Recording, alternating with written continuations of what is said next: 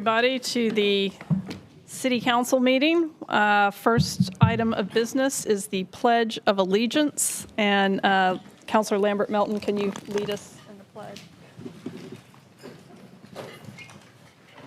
Allegiance to the flag of the United States of America and to the republic for which it stands, one nation, under God, indivisible, with liberty and justice for all. We also want to welcome Mayor Pro Tem Harrison back for this meeting. Baby Cadence is in good hands with Doug for a few hours. Yeah, we hope. Okay, we had nothing pulled from the consent agenda, so do we have a motion to approve? All right, all in favor of the motion, aye. All opposed, nay, and that passes. Next, we have public comment, and it is 3 minutes per person. First sign up is Elizabeth Scott.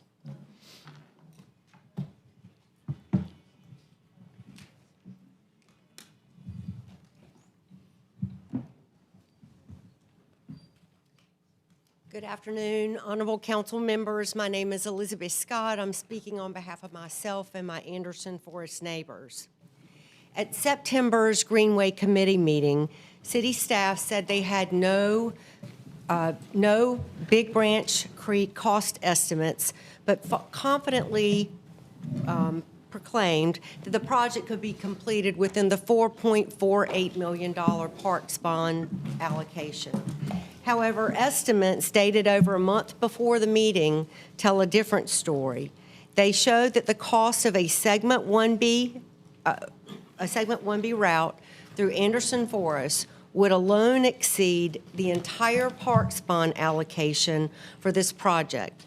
These bond funds were meant to finance 3 trail segments, not just one. They show that the cost of a segment, to mask these cost overruns, staff announced that Stormwater's pledge to contribute $1.2 million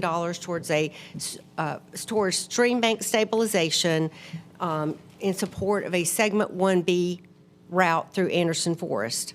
However, there will still be significant cost overruns even with this hefty contribution. In response to a recent public records request, the city has produced a February 2026 project cost estimate that exceeds $8.65 million. That's nearly double the parks bond allocation and almost $3 million over the city's revised budget that includes the stormwater contribution. And litigation costs were not included in this estimate, which means that connector costs could well exceed $11 million. What's the driving factor behind the projected cost overruns? Segment 1B. A budget-blowing half-mile stretch of greenway that will threaten a Zone 1 riparian buffer, destroy tree canopy, endanger trail users, infringe on private property rights, and violate a long-standing conservation easement. 40 years ago, this city accepted a conservation easement that prohibits the building of greenway trails through Anderson Forest. Yet after reaping the benefit of this easement for decades, the city is proposing to break the very terms of the easement it accepted.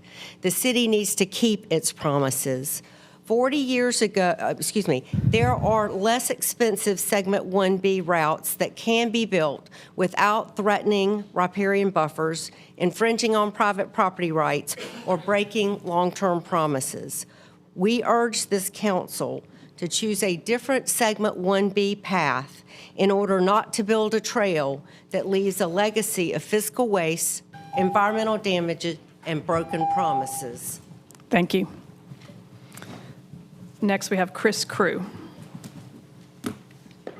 Happy St. Patrick's Day, ladies and gentlemen.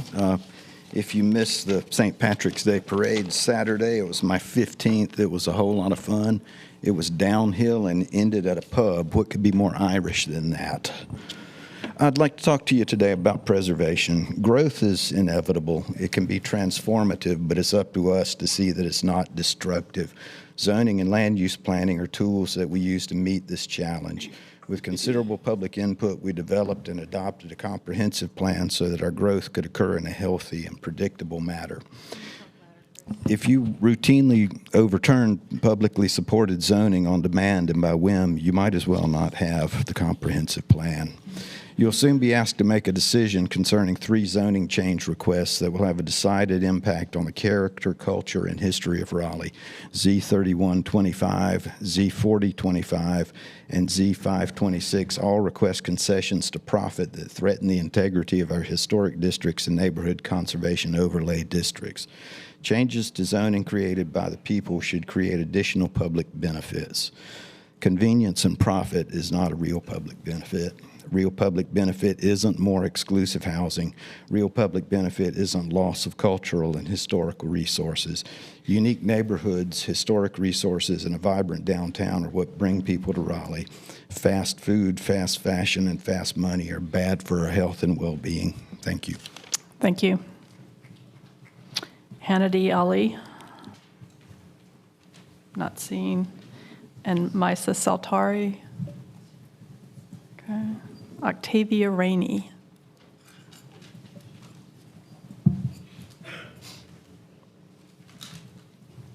Good evening. First of all, I would like to say that my feelings have been hurt. I think some of the downtown business wanting to move Moore Square bus station is an outrage. This is not about crime. This is about being black.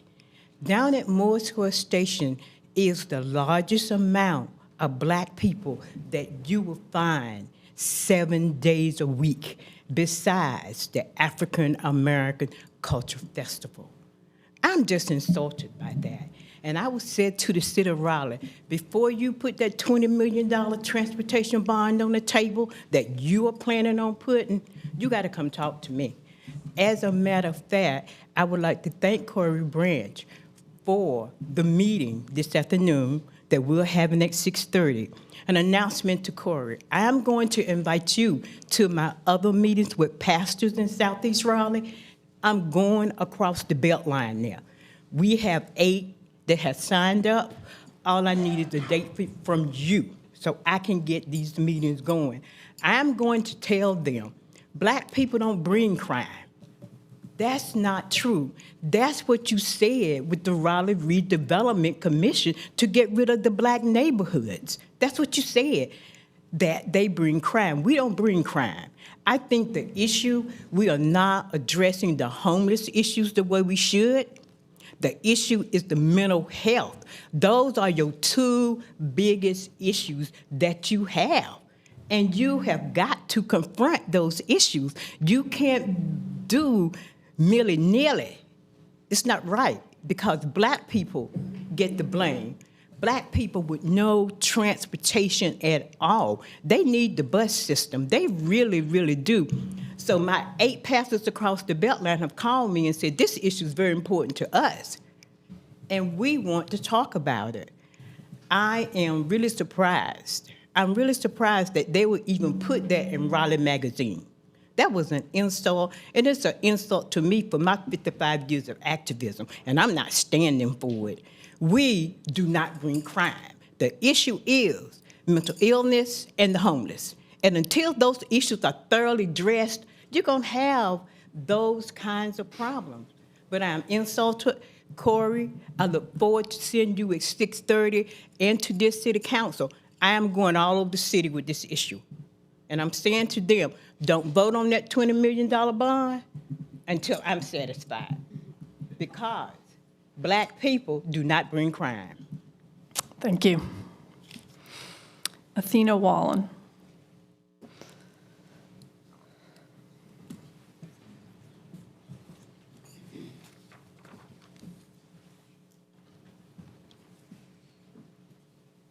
Hello, everybody. My name is Athena Wallen. Happy Creek Week. We are a biophilic city with Sponge City goals, and throughout this week, we are celebrating our natural resources of stormwater creeks. I continue to implore city leadership to explore policies that conserve, restore, and maintain stormwater creeks and the riparian buffers and adjacent wildlife habitats to those creeks. Part of mitigating our ongoing citywide stream bank erosion issues includes acknowledging the widespread neglect of these public utility systems that weave throughout public and private property. Part of mitigating a budget to restore these complex systems requires proactive restoration to slow or prevent expensive, unexpected costs of when something goes very, very wrong. Part of mitigating the issue of how we can equitably address creek erosion throughout our neighborhoods is knowing the growing discrepancy of fewer homeowners and more landlords. The more we isolate our residents from these natural systems that function as a shared utility, the less we know how to help advocate for positive change. Throughout the last couple of years, I have discussed Brookside Drive and the converging issues of development on parcels lined by stormwater creeks and the consequences of nobody taking responsibility. Quite simply, I decided to be very vocal about it, and I don't know why. My personality is a silent, screaming possum. I've been up here a lot, but it's because I am very passionate, and it's because of the kinds of conversations I've had with people regarding the creeks. I've met more people in the creek than I have on the sidewalks in my neighborhood. I've bonded over more excitable things in the creek with people than I have in any other Raleigh area. So I wanted to get more people involved and aware of these systems, and I want to let you know that Brookside Drive is having its first ever Creek Week celebration. March 18th from 3 to 6 p.m., we are having an iNaturalist biothon. So basically, we're going to invite people to come and learn about plants and animals and contribute through a citizen scientist app, which collects data. I was also awarded the Seek Raleigh Public Art Grant last year, which funded the first of 3 phases of a sidewalk mural along Brookside Drive. And the reception over that has been overwhelming. So many people are so excited about paint on sidewalk. And when I tell them that it's about the Stormwater Creek that passes right by us, it blows their mind. I've had so many more people get excited about that than anything. Thank you for your time. Happy Creek Week. Thank you. All right, Mamakai Sanders.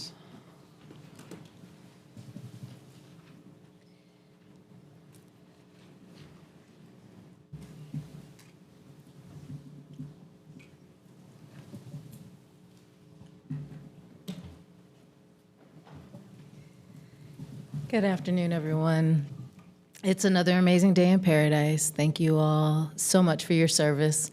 Y'all look good and green, by the way. I mean, happy St. Patrick's Day for those of you that celebrate, but also to everybody who's here to support the tree initiatives to protect our canopy. Thank you for showing up.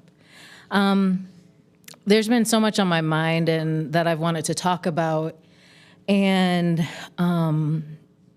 one of the main things on my mind is having attended, the COC created a committee of people that are primarily lived experience, but there's also service providers in that room. And it's not called that because of, administrative purposes, and I'll be honest, I can't remember what the name of the committee is now. But we met last week, and it was shocking to hear. We have a time when people can bring concerns to the table. And one of the concerns came from a resident of Kings Ridge, who, when it initially was opened, it was like the pride of the city. And the comments that she was making about what happens in that building is similar to the comments that Nikki has been making about what happens at the studios. And so it's been weighing heavy on my heart what needs to be done about affordable housing. Because I think people are just relying so heavily on y'all to solve a problem that I don't believe belongs to y'all, to be perfectly honest. And there's a lot of people that are going to disagree with that. But we would get things done faster and more efficiently if we leaned on the public and the public came together and just fixed it. And so I just want to present 8 ideas, 7 to 10 ideas that I've been floating around in my head as to how affordable housing can be addressed on a communal level. One is to work with families who are seeking upward mobility that currently use vouchers. The quickest way to get to affordable housing is to keep affordable housing available and help people move out of it that are keeping it bottlenecked. 2 is to find apartment complexes where you can pay rent 12 to 18 months in advance, maybe a business. What the idea that I'm looking at is having a business that rents those for the people that we work with and have those people be considered workers. So it's like workforce housing.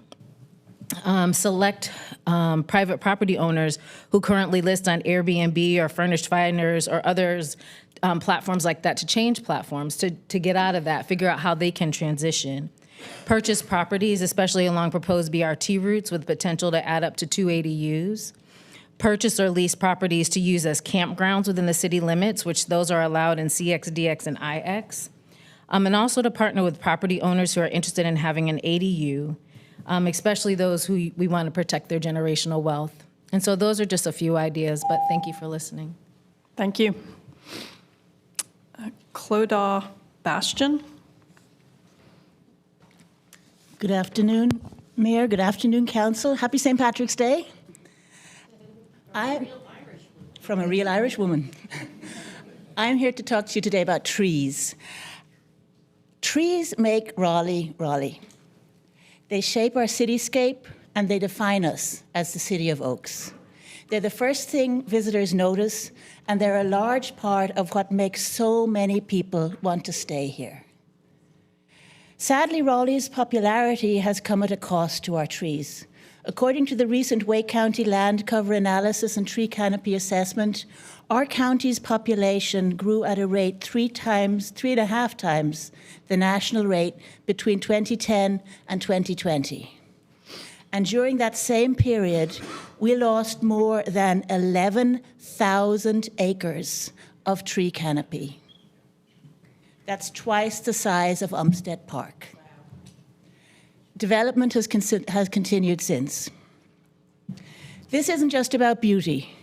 Trees are natural infrastructure. The same Wake County study values the contributions trees make to ecosystem services, such as air pollution removal, carbon sequestration, and stormwater capture at $3.2 billion, or $2,834 per capita. Trees mitigate heat islands, they clean our air and water, they improve public health, and they enhance our quality of life. This council and our Parks Department are already acting. The Leaf Out program you'll hear an update on later is an amazing first step. But Leaf Out alone can't counteract the scale of what we've lost. That's why I'm asking you to support the 24,000 Trees campaign, an initiative to plant 24,000 trees by Raleigh's 240th birthday in 2032.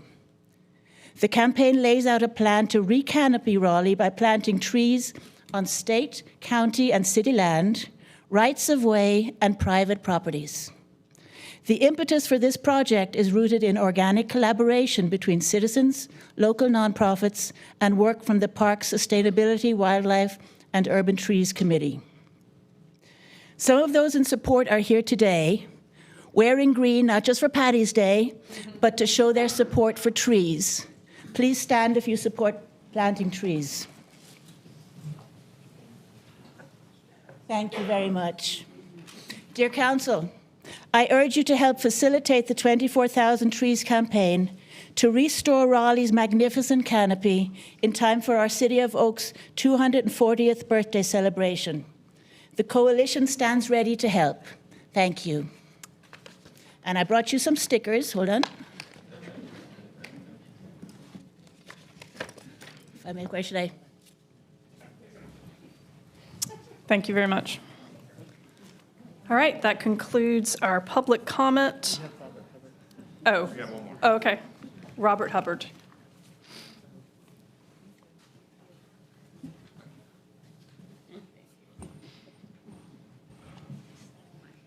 I have been asked why we continue to speak to opposed council's decision to approve greenway routing through Anderson Forest backyards. I'm reminded of Proverbs 18, verse 17. The one who states his case first seems right until the other comes and examines him. City staff had numerous opportunities to influence council and the public with written materials, glossy presentations, and surveys. We have been largely restricted to 3-minute comments like this to make our case to you and the public. I therefore ask, did city staff fail to conduct due diligence and proceed with its first survey, unaware that the scenic easement through Anderson Forest prohibited trail development? Yes. Did the city spend thousands on the survey, consultants, and public meetings prior to being informed of easement restrictions? Yes. Did the first public survey describe our grass backyards and children's play areas as wooded, state that the greenway would follow the easement, and fail to mention the taking of private property? Yes. Did only 24% of first survey respondents favor the route council has approved, while 49% favored a street side route? Yes. Did city staff then discard the first survey results? Yes. Did city staff place 12 street signs and hang door notices about the start of the second survey in an adjoining neighborhood, while days later informing an Anderson Forest residents by mail via postcards? Yes. Did the city then change voting procedures when voting totals began to narrow? Yes. Did the survey use a photoshopped image that removed a large raised sewer manhole, plus riparian trees and vegetation from my backyard, so that the trail could be shown closer to the creek and further from residences? Yes. Did the survey image fail to show the proposed safety railing, privacy fencing, and screening? Yes. Did the survey fail to inform the public of flooding dangers and higher construction and maintenance costs? Yes. Did members of your Parks, Recreation, and Greenway Advisory Board call out city staff for biased images and biased surveys? Yes. Did your advisory board vote 9-5 not to support the staff recommended route? Yes. Did staff fail to inform you and the public that the Midtown St. Albans plan recommended a different bicycle pedestrian route? Yes.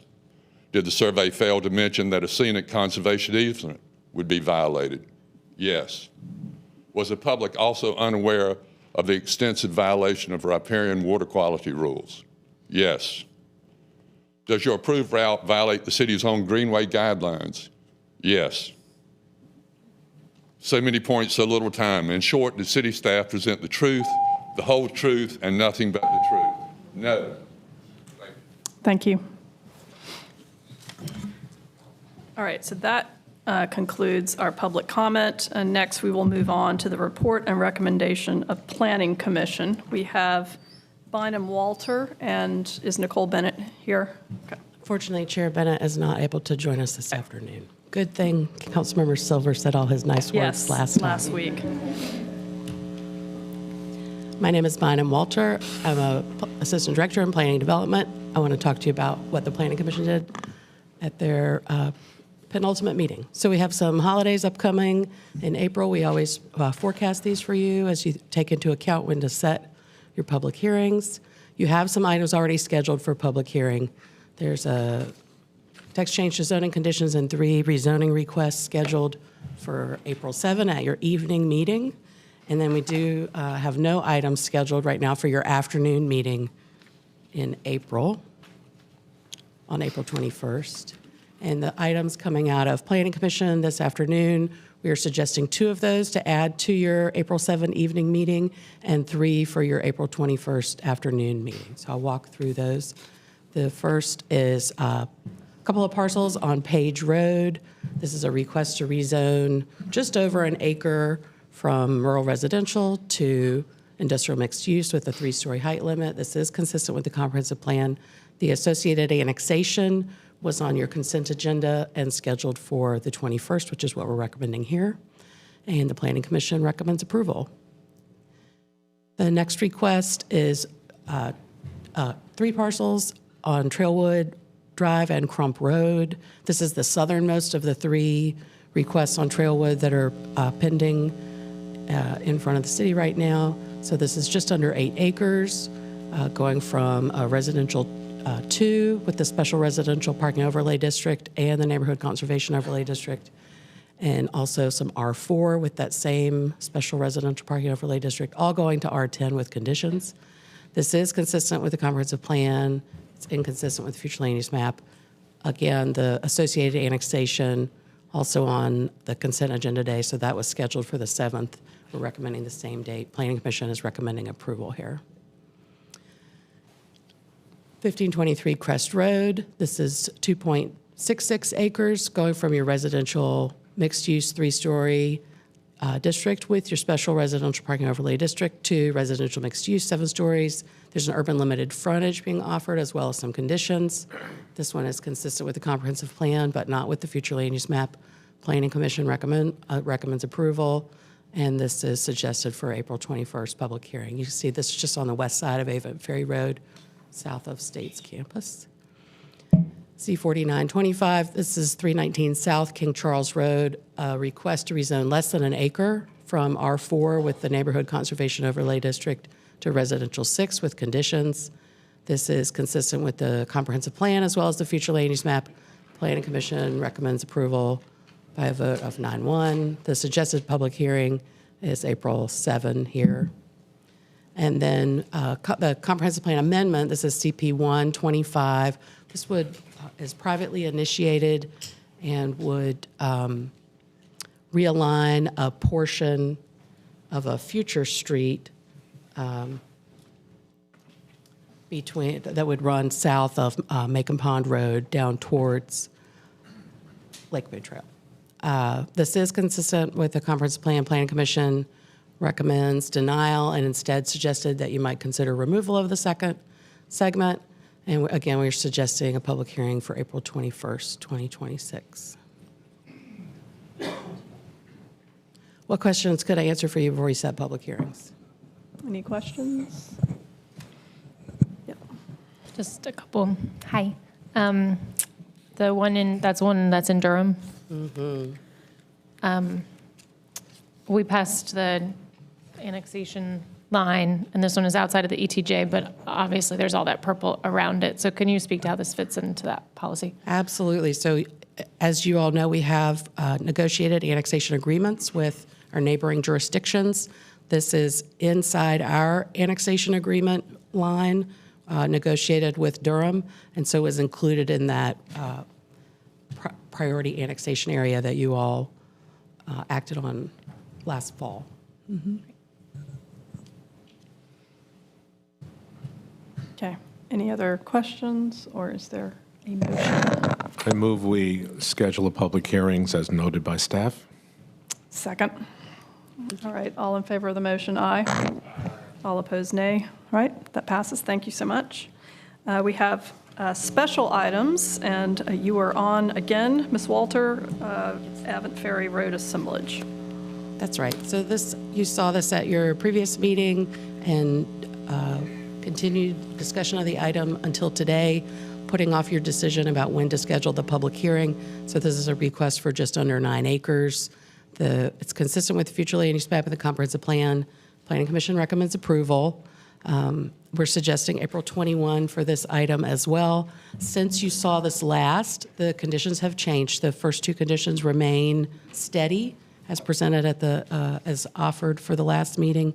And then they have added a condition here that would provide additional notice as well as relocation assistance. Great. Questions or comments? No questions. I just wanted to move to set the hearing for April 21st in the afternoon. Okay. All in favor of the motion, aye. All opposed, nay. It's unanimous. Thank you. All right, next we have the topic of a legislative agenda for our short session of the North Carolina General Assembly, and we have Summitria Jones. Good afternoon, Mayor and Council.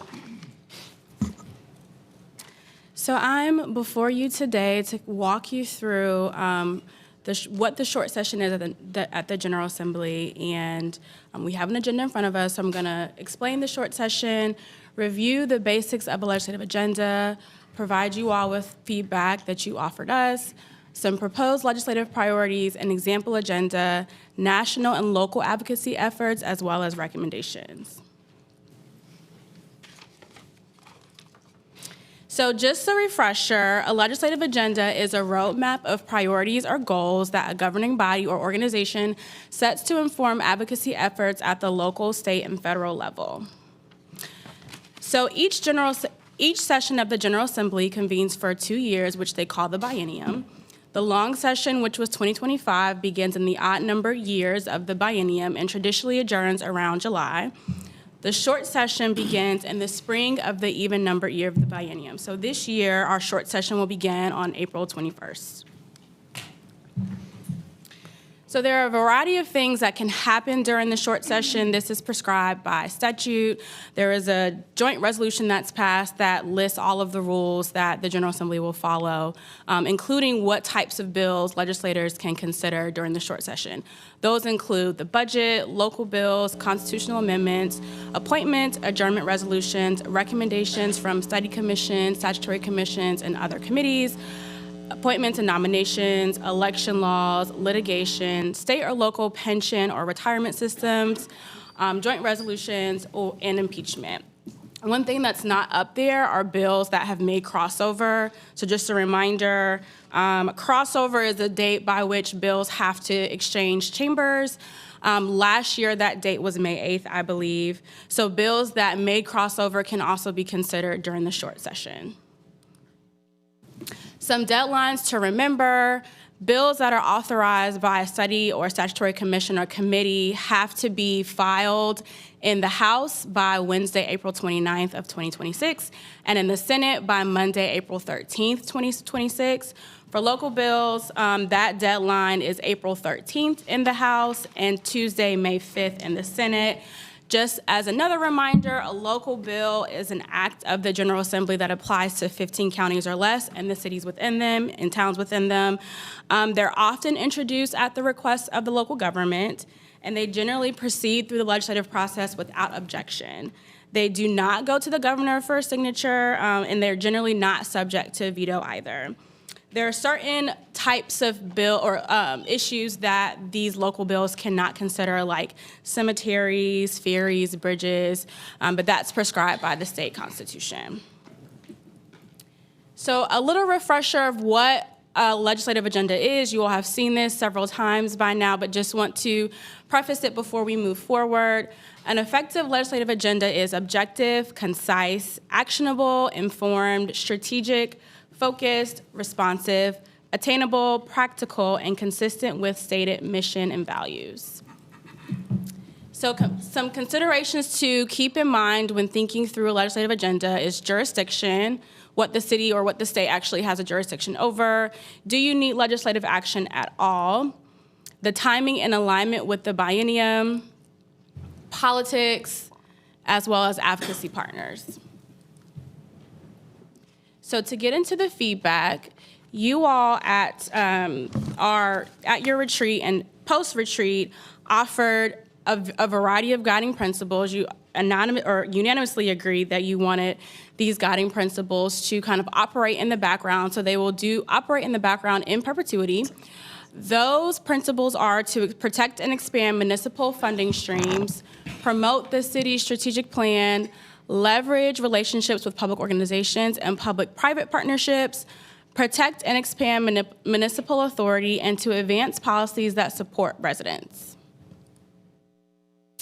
These policy themes are actually aligned with the strategic plan, so you all determined or elected to use the strategic objectives that are in the 26 through 29 strategic plan, and those are community safety, economic development and innovation, environmental resilience, housing, organizational excellence, quality of life, transportation, and transmit. So that creates some alignment there. So this visual illustrates how you all ranked a variety of priorities. And just to kind of add some context, you all individually ranked the top 3 goals that you would like to see on a legislative agenda, There is the visual kind of cuts off what the language says. I'm going to provide what the 6 priorities were. They were to invest in policies, programs, and strategies that help residents and small businesses remain in neighborhoods experiencing growth, coordinate and collaborate with the North Carolina Office of Violence Prevention to enhance community partnerships and expand crime prevention tools, modify the state building code to facilitate the creation of townhomes, duplexes, triplexes, and other forms of missing middle housing, partner with county, state, and local transportation authorities to assess the feasibility of pursuing a comprehensive transportation plan, increase opportunities for local governments to purchase, lease, or otherwise use underutilized county or state-owned parcels for private or commercial development, and to identify opportunities to improve the reliability of water and stormwater infrastructure. So you all provided a number of ideas. Some were specific, but these goals are more broad but flexible enough to encompass some of the ideas you offered last year. So this visual shows how the priorities were ranked, and the one goal that clearly comes out on top is to increase opportunities for local governments to purchase, lease, or otherwise use county or state-owned property. The next two, numbers 2 and 3 on that chart, were actually tied for second. That is to modify the state building code to facilitate missing middle housing, as well as to partner with the county and state and local transportation authorities to assess the feasibility of pursuing a comprehensive transportation plan. The one that received the third most votes is the goal that wants to invest in policies, programs, and strategies to help residents and small businesses remain in neighborhoods experiencing growth. So the next few slides are going to offer a few examples to emphasize that these are only examples and they are offered to demonstrate how policy goals can be used to guide advocacy. They're not necessarily goals or ideas that came from you specifically, nor are they set to suggest if they should be pursued one way or the other, just to kind of offer the example. So for the first goal, to increase opportunities to purchase, lease, or otherwise use county or state-owned parcels for land, an example is first right of refusal policies. These generally are clauses and contracts that allow a party the opportunity to purchase or lease real property from the owner before the opportunity is extended to a third party. A similar type of legislation was introduced in Virginia and was supported by the Virginia Housing Alliance. Their particular bill would establish a first right of refusal during the sale of multifamily housing that receives state or federal assistance and is at risk of expiring. So their goal is to keep the affordable housing affordable. The bill was introduced in Virginia, it passed both chambers, but it was vetoed by the governor. Massachusetts enacted a similar law to preserve publicly assisted and affordable housing. It gives the first right of offer and refusal that is triggered if an owner proposes to sell a covered affordable housing project without ensuring continued affordability. That law was enacted in 2009. In 2014, a study was done and demonstrated that that law helped to preserve 81 existing affordable housing developments, totaling more than 12,000 units.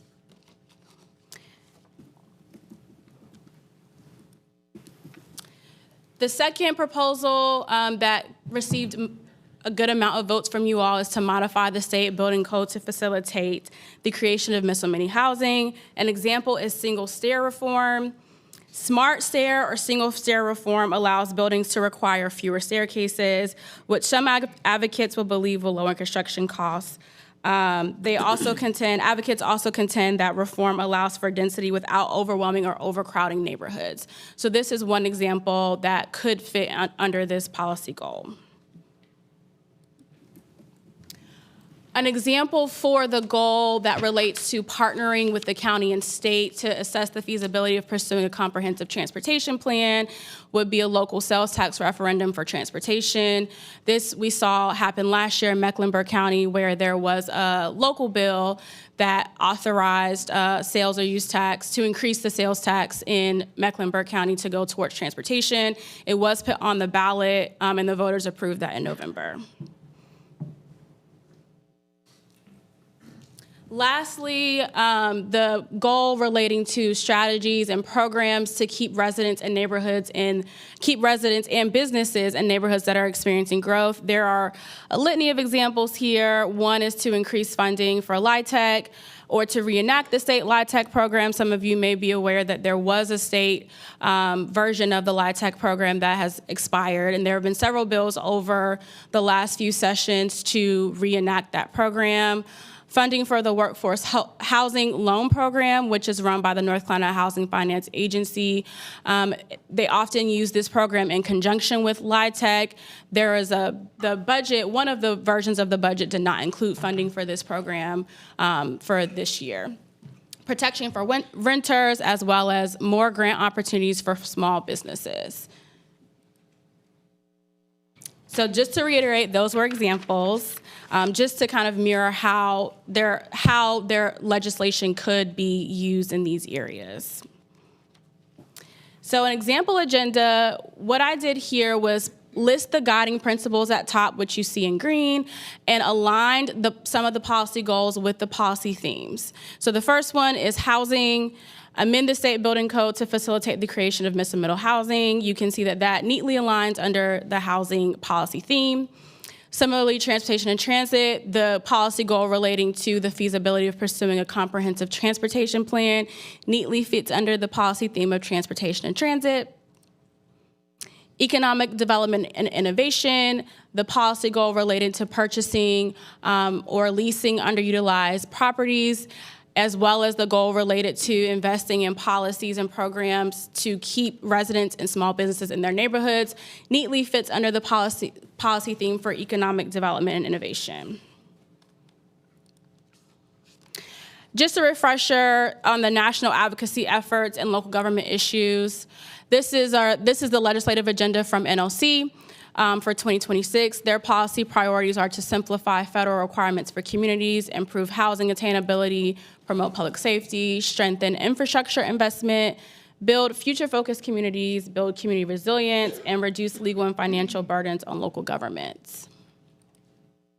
The U.S. Conference of Mayors, similarly, their 2026 policy priorities relate to federal housing legislation, extensions of ACA premium subsidies, reauthorization of various federal laws, FEMA reform, and targeted fixes for the SNAP program.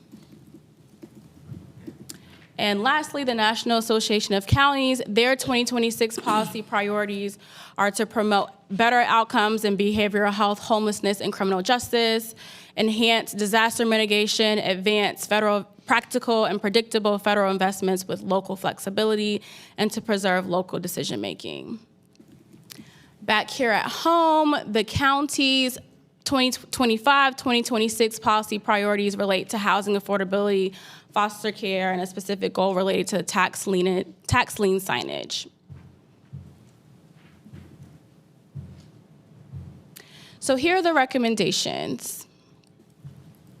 Option number one is to adopt the guiding principles, policy themes, and legislative goals as presented, and direct staff to draft a formal agenda for use at the start of the 2026 short session.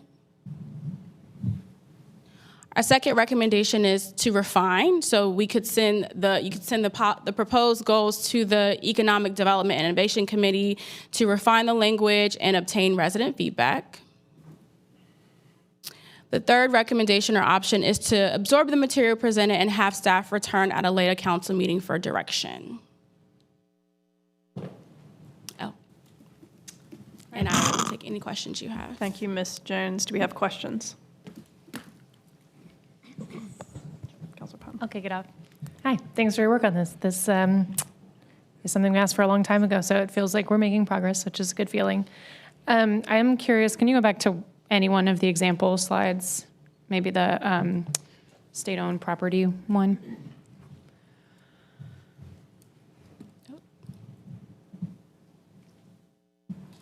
Sorry. I forgot that was in there. Okay. Well, while you're clicking, I'll just keep prattling. I guess my interest is in like which of this would be passed through. So for instance, like the text on the left resonates and is in line with the policy priority I have, some of the examples you described in the sort of like sub-bullet of first right of refusal, like those ones you described with affordable housing, feel like we already have other mechanisms by which we reach affordable housing that's about to go offline. Like it feels like we already have other tools, and so that particular example is not of interest to me. And I'm like more interested in like, how do we get our hands on land that's just waiting for new affordable housing to go on it? And so I guess it's in Broadway, like kind of what of this slide is going into the agenda? Right, great question. So it will be the text on the left. The examples on the right are just to offer kind of the realm of possibilities, understanding that there could be many more types of legislation that comes down or is introduced that may align with that goal. Well, I will say the big gorilla in the room is the tax loopholes and tax exemptions. So, to me, that would be number one on any list, and I mean, it fits under these goals. I'm all for the first, do the principles, we have the buckets, and then it's a matter of going back through, seeing what, made crossover, what's in committee, what are the tangible bill numbers that could affect this legislation. So I'm all for that. I will say on the state property, I know when I was talking about that, I was less about a legislative agenda than I was working with the executive branch to just affect transactions. We have a Secretary Esparza in the Department of Administration. There's a number of, I think, RFPs pending in the city of Raleigh.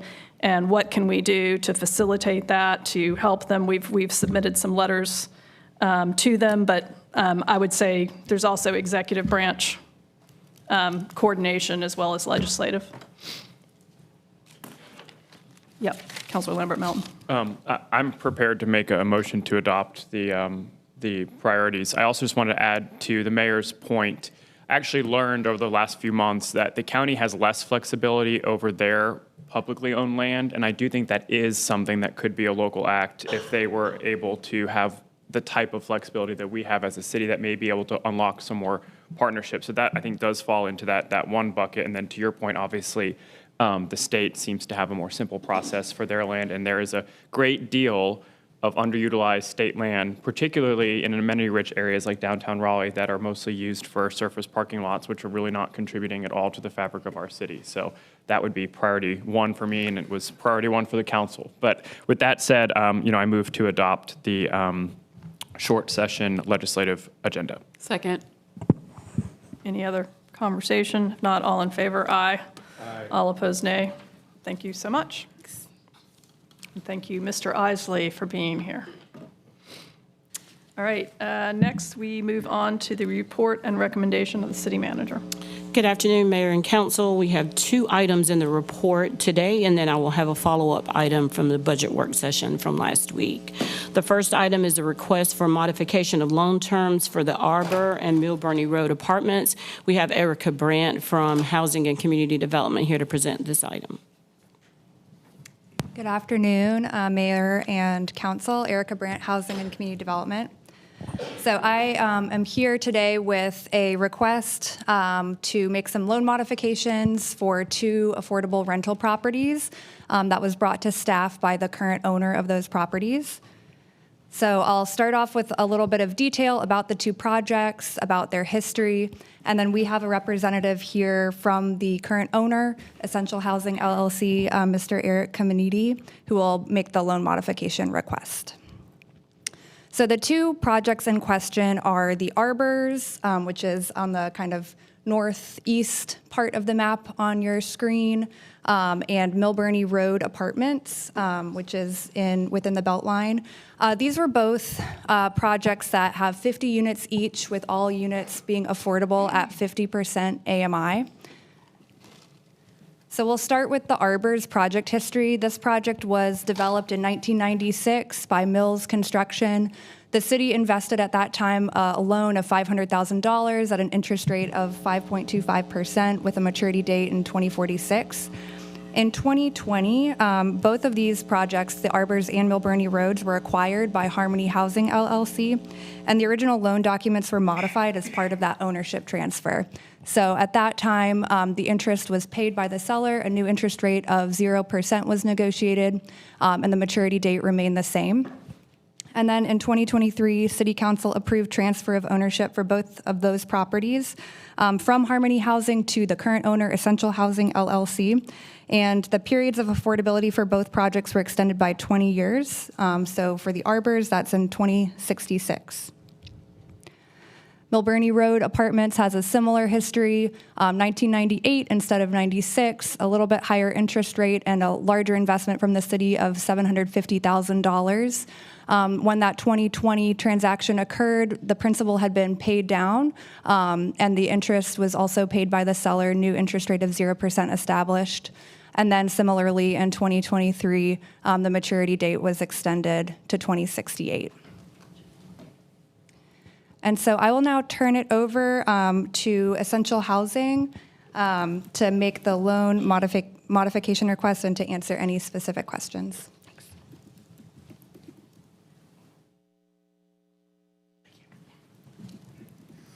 Good afternoon, Mayor and Council. I'm here today to request approval to transfer the two loans on the Arbors and Milburnie from Essential Housing to Harmony Housing. In April 2023, when Essential Housing bought these two properties, we also purchased 29 other properties in North Carolina using a line of credit that was shared between ourselves and a different company. That line of credit is over $700 million, and the shared nature of that financing has become very, very complicated. By way of example, when one owner sells a property in the line of credit, the other owner can be forced to make a principal paydown on their portion of the line of credit. That can result in one of the owners not receiving any cash from a sale, but having to make a very large principal paydown. Sometimes that's 10, 20, or $30 million. Essential Housing is a nonprofit, and we simply don't have 10, 20, $30 million to pay down our principal every time the other owner on the credit facility makes a sale.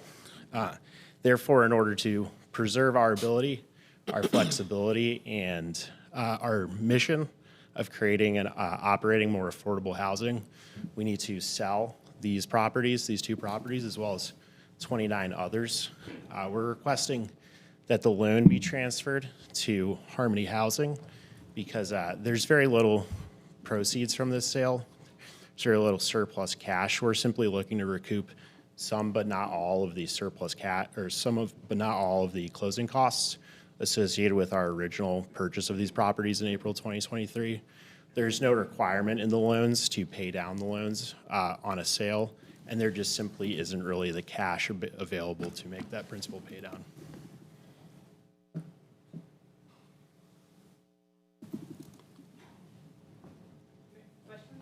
Yep. Go ahead. Remember Brandon, kick it off? Yeah, I was just going to say, so basically, the properties will continue to remain as they currently exist as affordable housing, and this is just to change.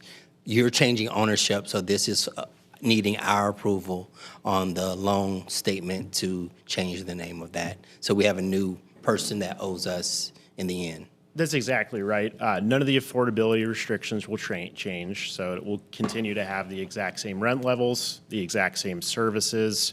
It would just be a different face operating the property. Okay. Councilor Patton. Yeah, this might be a question for our staff. I am just curious what the city's role is in vetting the new lenders and the new owners, and if we feel like we have sufficient legal authority to ensure the affordability terms are still met.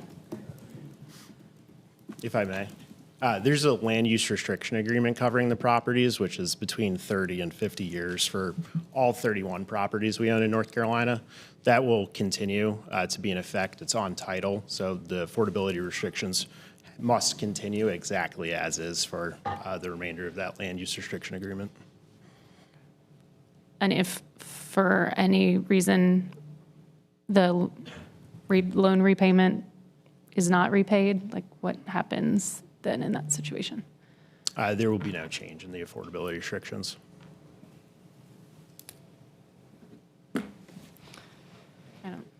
Not sure. No, yeah, for instance, if you stop paying your loan to the city today, then something would happen. And I guess I'm just wondering, like, what would happen, what will happen under the new ownership if there's any, like, default on the current? There are actually no monthly required payments on the loans as they stand. They mature in 2066 for the Arbors and 2068 for Milburny. There's no interest associated with them or required principal payments, so there's no real ability to default on the loan. Did you have a question? No? Hi, thank you. Just to clarify, before, when you purchased this in 2020 or 2023, that was from Harmony, and now we're wanting the ownership to go back to Harmony. Am I correct in understanding that? That's right. Harmony purchased these in November of 2020. Essential Housing, my company, purchased them in April of 2023. 3 years later, because of the complexities in how we chose to finance this, putting a lot of pressure on our ability to grow and balance sheet, we're requesting to transfer the properties back to Harmony. Got it. Okay, thank you. They're a nonprofit just like us, and we think they've done a very good job with these properties before we own them. Counselor Patton, did you have another? Or does anybody have a motion? Move for approval. All in favor of the motion, aye. Aye. All opposed, nay. All right, thank you. Thank you very much. The next agenda item is one that we've talked about for several months as we're in the process, deep in the process of our budget development for FY27. So today we have Jennifer Stevens and the county tax administrator here to talk about the property tax update. Good afternoon, Mayor and council members. Jennifer Stevens from Finance. I'm here to introduce Wake County's Tax Administrator, Marcus Kinraid. Today's presentation is going to continue the discussion from the council retreat. And today we're going to focus on the value losses associated with property taxes which have impacted the city's current year, FY26 fiscal year. The main reasons for this decline are the continued approval of commercial appeals from the 2024 revaluation, an increase in brownfields exemptions, and the significant increase in affordable housing exemptions, primarily from those multifamily complexes who are using a not-for-profit ownership structure. And then at the end of today's presentation, we'll share some trends that can be used to consider in our upcoming FY27 budget process. So I will turn things over to Marcus Kinraid, and then also here to answer any questions. Thank you. Good afternoon, Mayor, Council. It's a pleasure to be here. I wish I carried a more positive message. Your staff asked me to come and present in detail some of the reasons why both the city and the county are struggling with our FY26 property tax base and as that feeds into the FY27 property tax base.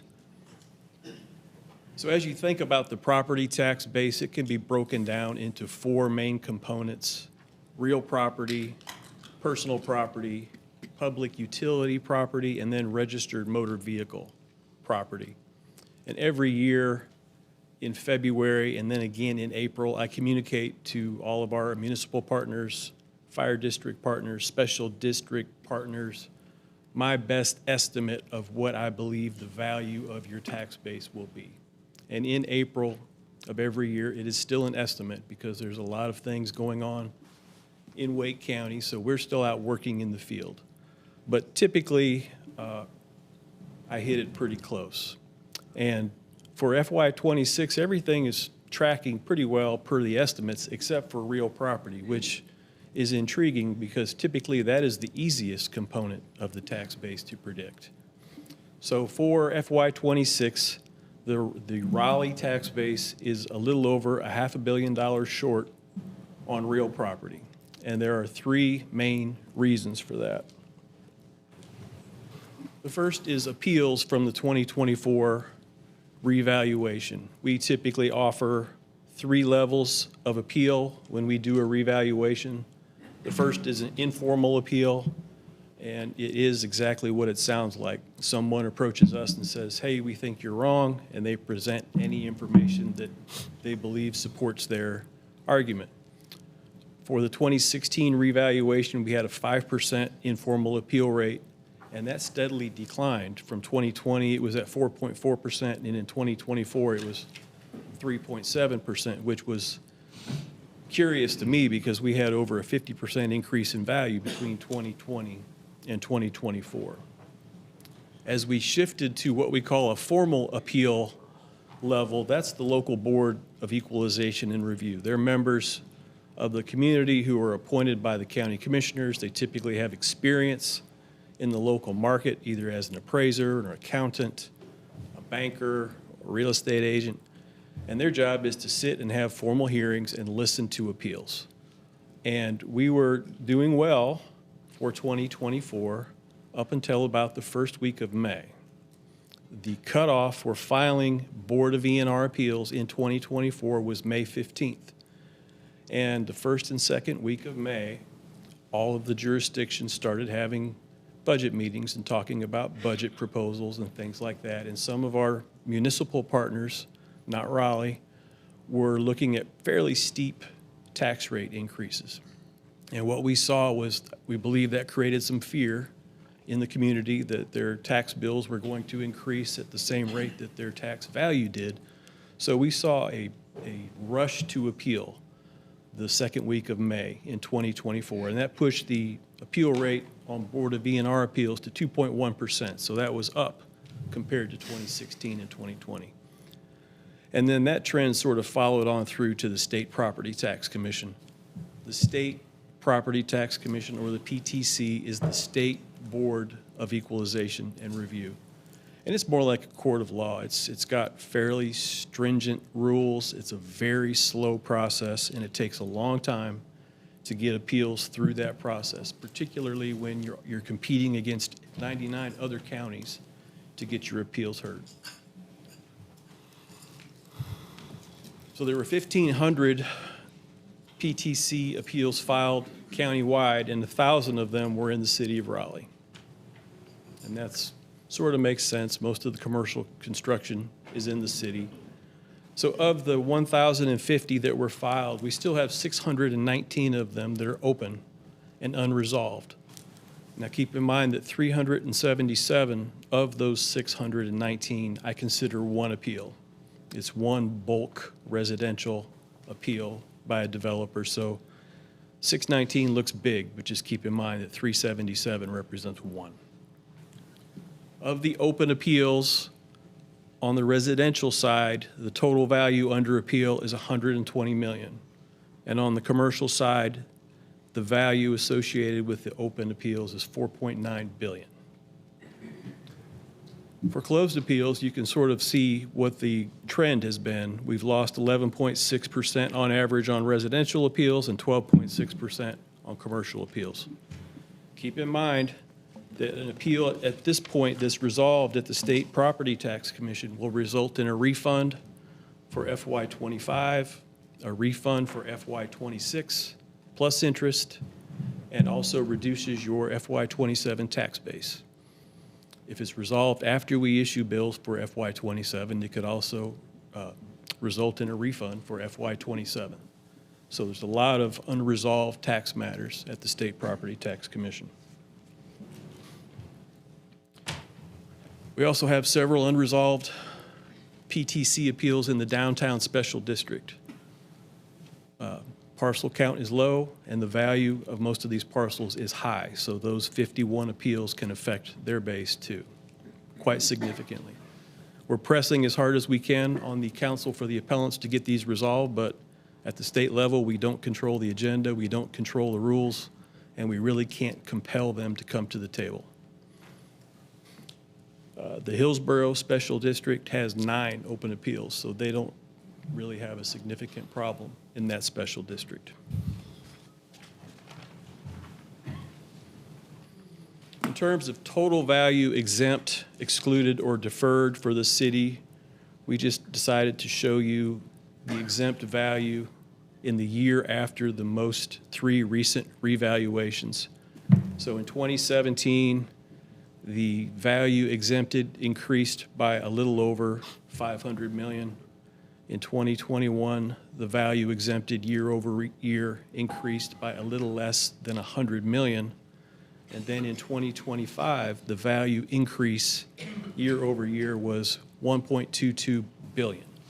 So what we saw for fiscal year 26 was unprecedented compared to prior years. The second reason that the base is short is attributable to brownfields.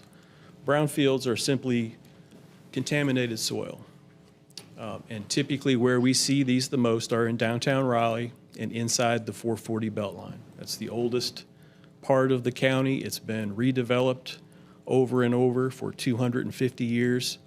And at some point, there was probably something there that contaminated the soil, whether it be an old industrial site, a newspaper site, it could be a dry cleaner or a service station. Typically, there is some type of contamination on that soil.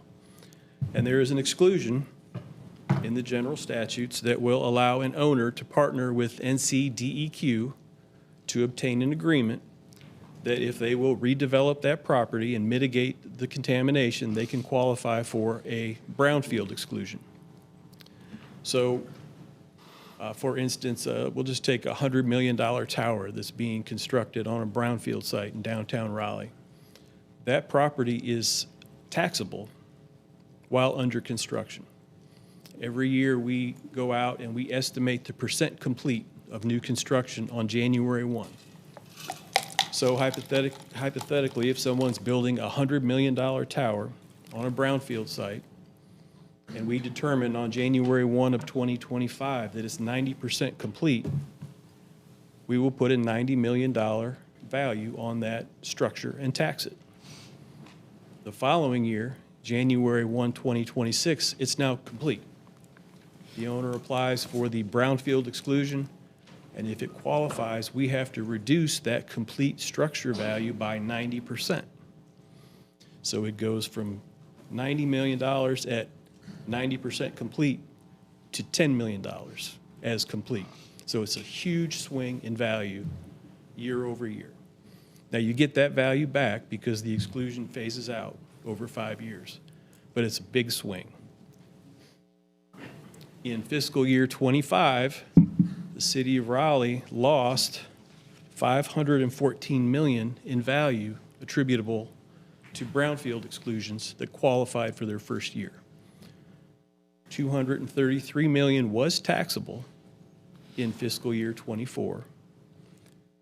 Then we added $281 million based on it being complete, and then you lost 90% of it the first year.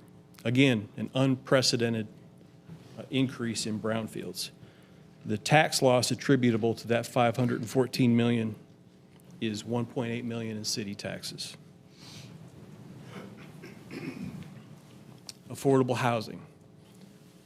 Now let me preface this by saying that the county nor I are against affordable housing, and I know the council places a huge amount of effort on affordable housing. The current general statutes that cover affordable housing are North Carolina General Statute 105-278.6A8. A nonprofit organization providing housing for individuals or families with low or moderate incomes shall be exempted from taxation if entirely and completely used by the owner for charitable purposes and the owner is not organized for profit. Now, two things that are not covered in this statute currently is it does not define what low or moderate income is, and it does not define what ownership is. So in 2013, there was a case from Mitchell County, North Carolina, out west. It was called the Blue Ridge Housing Case.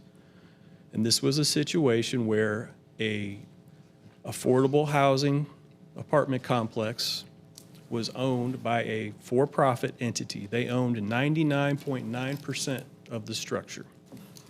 and they granted 0.1% ownership to a nonprofit. And this was a true affordable housing complex. There were LIHTC credits involved, and it was 60% AMI protected with deed restrictions.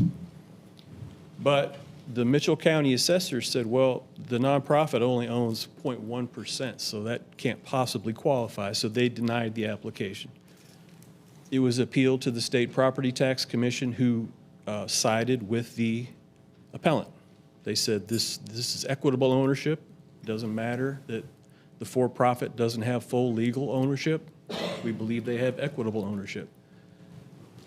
The Mitchell County assessor appealed that to the State Court of Appeals, who also agreed that the property was exempt, and they established a four-part test to determine if equitable ownership qualified for a full exemption. And it had to do with who has control of the operations. Does the nonprofit serve as the trustee for the operation? Is there a possibility for future increased ownership? And what is the intent of the participating parties? So now the Court of Appeals has created binding precedent to determine what ownership is in terms of affordable housing. They still didn't define what low or moderate income meant in terms of the property tax statute.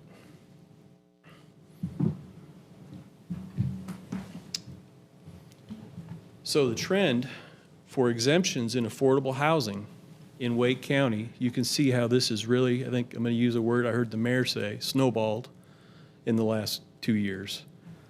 In 2022, the value that was exempted was $368 million. In 2024, it was $1.428 billion. And for 2025, countywide, it increased another $776 million to $2.2 billion.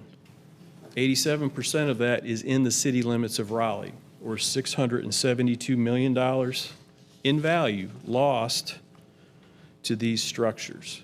Now, when I say these structures, I'm talking about old apartment complexes, existing apartment complexes that have been taxable for years.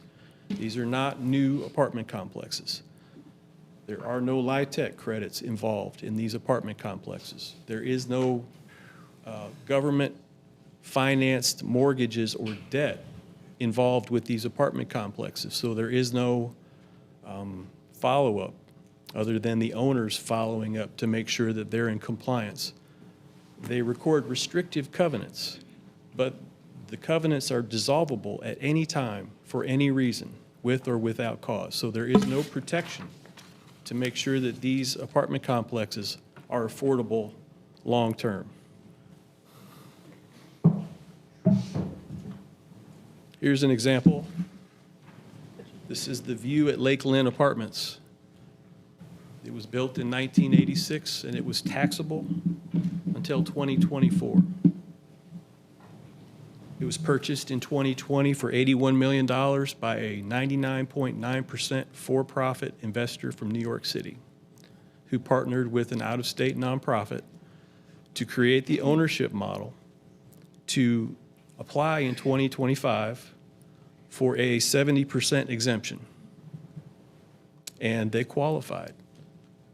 So the city and the county lost about $75 million in value year over year just based on this one apartment complex, which equates to about $650,000 in taxes between the county and the city.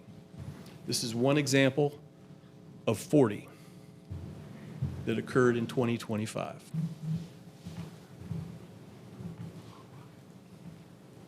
The impact of this affordable housing loophole in Wake County for FY26 cost the county $4 million in property taxes. It cost the city $2.38 million in property taxes. And obviously, the only way to cover that kind of loss is either reallocate money and reduce services or raise your tax rate. And you have to spread that pain on the residential property owners who live here. As we look ahead to fiscal year 27, I've never had to do this in 18 years as the tax administrator. This is the first time I've ever had to do this. We have a $315 billion tax base. And we had to go through every exempt application we have received to quantify how much value we anticipate losing for fiscal year '27, because it's so significant that it matters.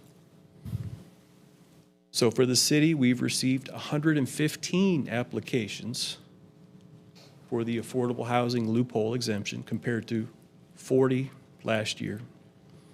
We've triaged the current value, and it's roughly $830 million for the city. It's $1.2 billion for the county.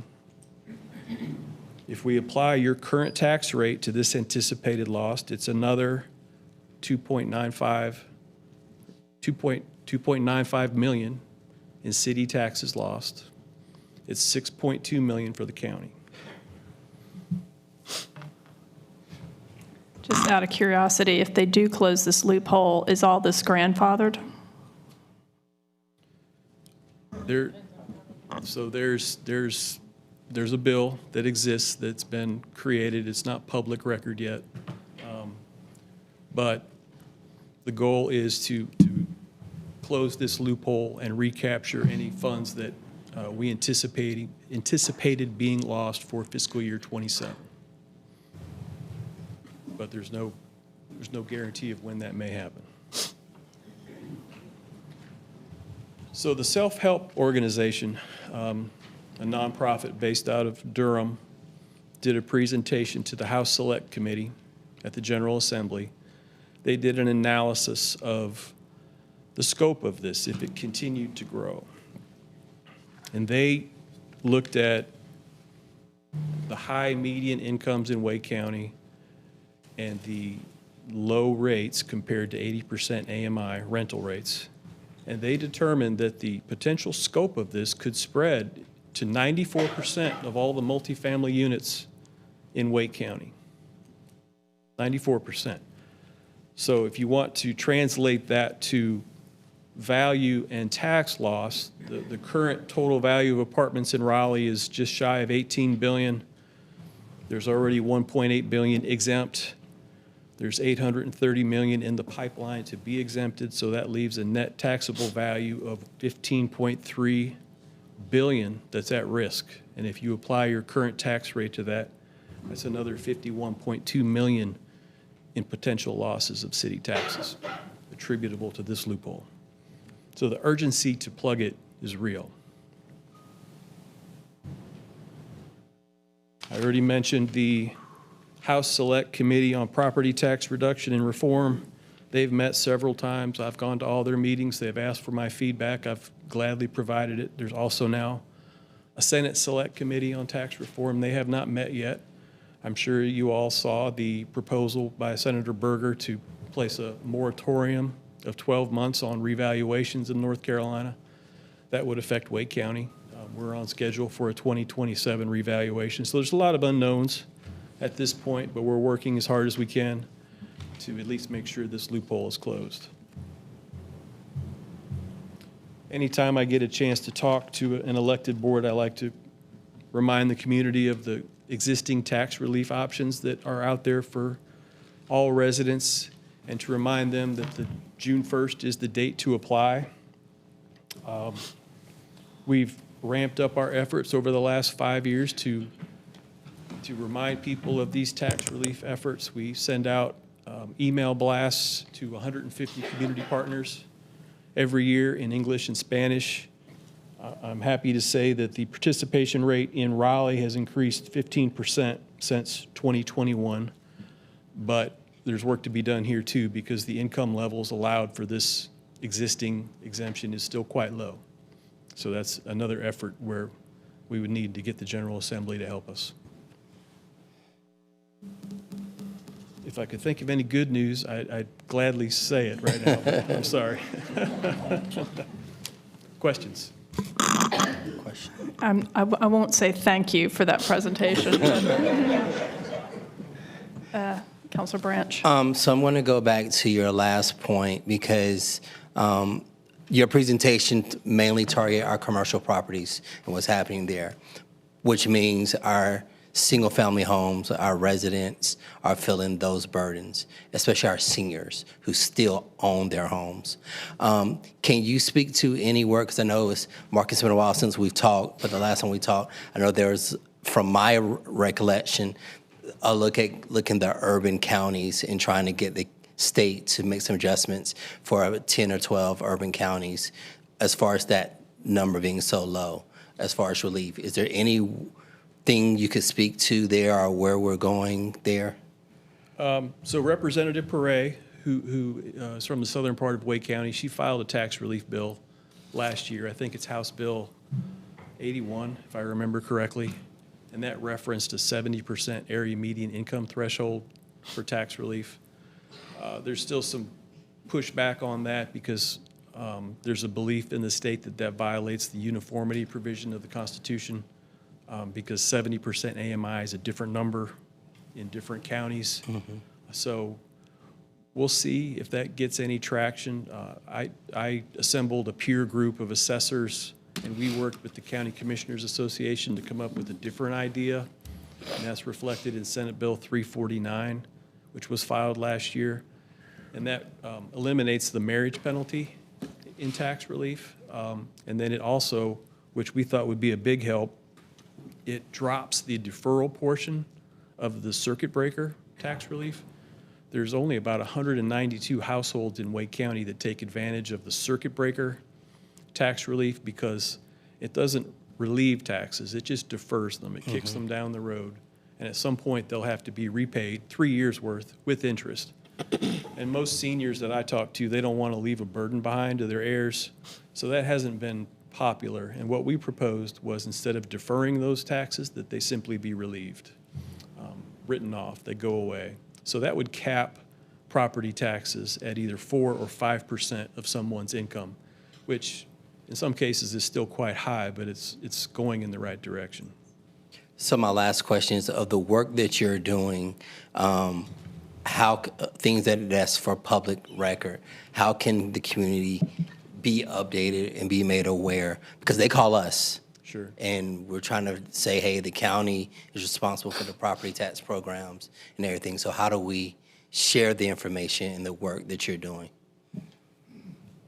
I think that after this meeting on, I guess it's tomorrow, at the House Select Committee, a lot of the things that are going on at the General Assembly will come to light. In terms of anyone who has questions about the existing relief or anything like that, I always ask them to call us or direct them to our website, and we're always glad to help them.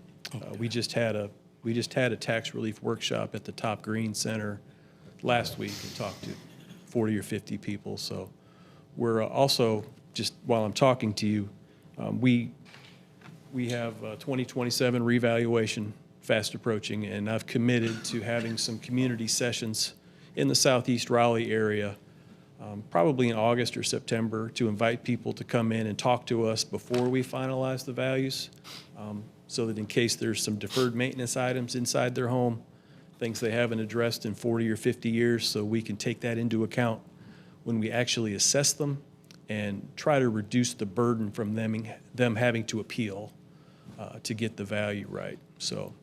Okay. All right, thank you. Councilor Patton. Yeah. Hi. I need to bring you along every time I have to just deliver bad news, because you've done so in a very calm and patient way. But this certainly is alarming news, right? We make a budget based on how much we think we'll bring in, and to hear that we'll have a challenge bringing in that it means there will be an impact to our services. So a couple questions that I have. So on the brownfields, there's been an increase. Based on what I've understood, it didn't sound like there's some loophole or exploitation of that. It's just the city's older, more things have happened to properties, so there's more chances for an individual site to be contaminated, and as lands get scarcer, people are having to use all the land that's remaining. Is that a fair understanding? It's a fair point. It's just there's a lot of it that's occurring now, a lot of redevelopment. You look around downtown, you're seeing new towers and things going up all the time, and it's a fair argument to say I should be able to see that coming, but sometimes you don't quite know when it's going to be 100% complete, then you can't necessarily anticipate they're going to apply. So that's a challenging equation to figure out. Got it. Helpful. And then flashing forward to the affordable housing component, you may need to phone a friend, and that's, I think you've got some folks behind you who can. But this decision was made in 2013. It's now 2026. So this loophole wasn't being utilized quite so fully in the years past, and then recently it has been. I mean, it feels like someone just sent around a listserv and was like, hey guys, did you know you could do this? Do we have a sense of what spurred the higher utilization of this? So it's existed for a while. We were seeing units, 1, 2, 3 a year, nothing significant or that would really get your attention. But if you recall, as we came out of COVID, inflation hit, and not only did that drive up the price of goods, it drove up incomes. So incomes increased significantly here in Wake County. Now, I think Wake County has the highest median incomes in the state. Also, at the same time, around 2022, 2023, there was a huge tranche of new luxury apartments that hit the market here in Wake County, a lot. And that drove up vacancy rates. When vacancy rates go up, rental rates go down. So we had incomes going up, we had rental rates going down, and several local attorneys' firms sort of came up with the playbook for how to create the ownership structure to satisfy the Blue Ridge model. And they partnered with brokers who were actually, when they listed apartments for sale, they were saying right on the listing, naturally occurring affordable housing, potential for tax exemption, right on the sales listings. So all that started happening quickly, starting in 2024, and then it just really snowballed in 25. Got it. Okay. And my last one is just if you feel able to say, the select committee, I am interested, do you have a sense of which areas of touching property taxes they seem most inclined to? I mean, certainly closing this loophole rises to the top of it as interest to us, I believe, but Give us some good news. There are other Philip. things they could do. Always the deliverer of good news for y'all. Philip Isley, I'm an attorney in town, and I represent y'all in Wake County, Holly Springs, and Cary. So I've been following the Property Tax Commission work for all year. And I just pulled up some of the information from the last meeting. As of today, I still don't have the agenda or the materials for tomorrow. I believe they're going to be working on concepts for a bill that will be filed in April. Those concepts can vary, but I think you're going to see homestead exemptions potentially increased. Obviously, the Blue Ridge loophole being closed that's what everybody is telling me right now is sort of tip of the spear. There are other things out there that are of interest to me and y'all. One of the slides they had from the last meeting that, and I have been advocating this for our Wake County representatives, that if the state just paid their fair share of property tax in Wake County, we'd be okay, right? So that gets a big chuckle with all the folks in the General Assembly. The other thing that's of interest is how many nonprofit hospitals there are out there that pay no property tax to. You've heard a lot of conversation, I say you, if you've gone to these meetings, you've heard a lot of conversation about those entities not paying any of the property taxes and how certain hospital groups that are nonprofits are differently treated than the for-profits. And so that's something that I know several members have questions and concerns about. My expectation tomorrow is it'll be probably a 2 to 3 hour meeting with a lot of questions from the members and some others. I know the County Commissioner Association as well as the League. They've been at every single meeting. There will be some discussion, but I don't think we're going to know exactly what's coming down the pike in April because the House and the Senate are going to have to probably chat about this at some time too. And right now, there's not been great agreement between the two chambers as to what may pass. So I think tomorrow is sort of a primer, an appetizer, so to speak, of what may happen, with the main course being at least put on the table in April or May. You do agree, Marcus? I do. Yes. Oh, and Counselor Silver also had a question. Do you want to go first and then, sorry, Jones? Thank you for the presentation. As you know, it's a lot to digest, but it's important information we and the public should know. I want to go back to the affordable housing, that statute, and I just want to understand, you had mentioned that they don't define low or moderate income, but if the building is partially market rate and partially affordable, but the ownership, I don't know how the ownership would affect it, but would that still be eligible for this exemption, even though it may be 3% ownership to manage and run the affordable housing component, but then there's another portion that's strictly market rate?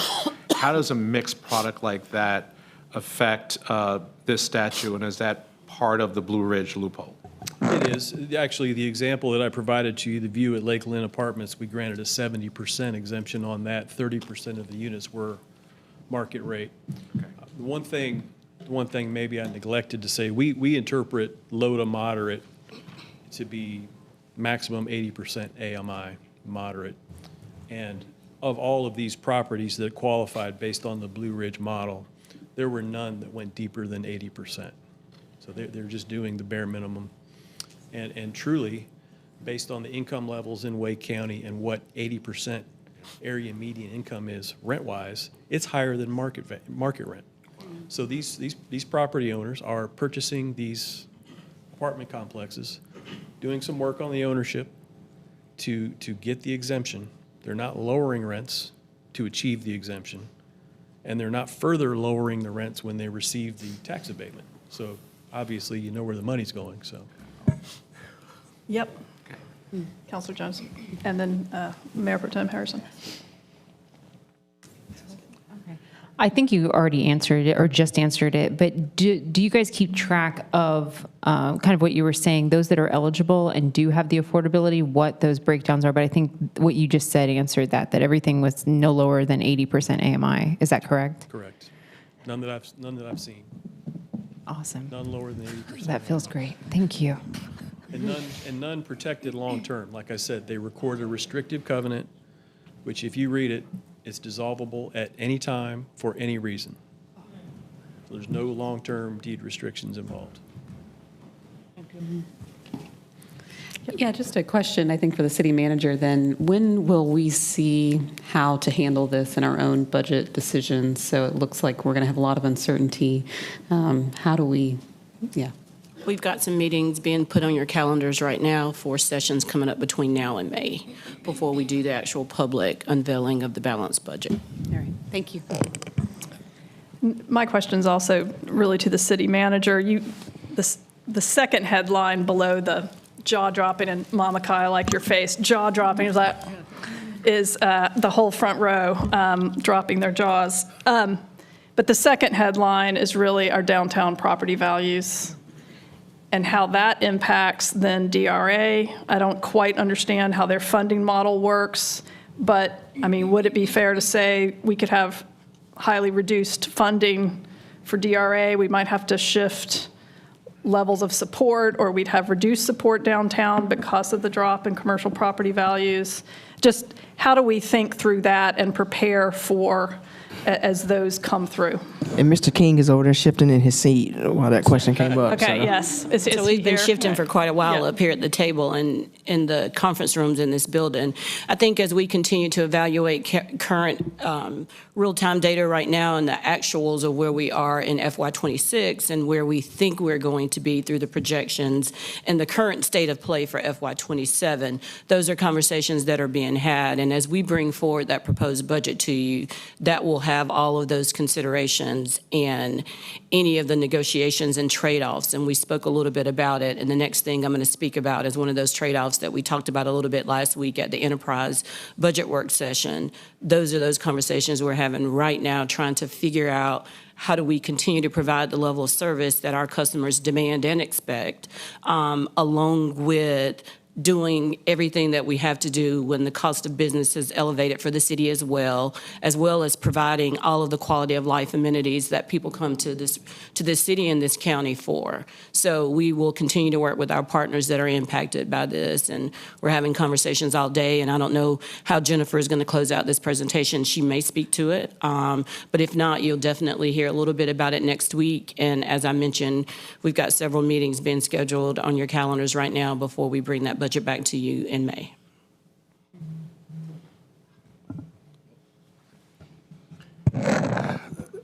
The reason why I know this is a lot to process, because as we look at rezoning cases, we don't often go this deep. We talk about return on investment, ROI, and the maps we've all seen, but this changes the equation for those locations that we do expect higher density to produce those taxes.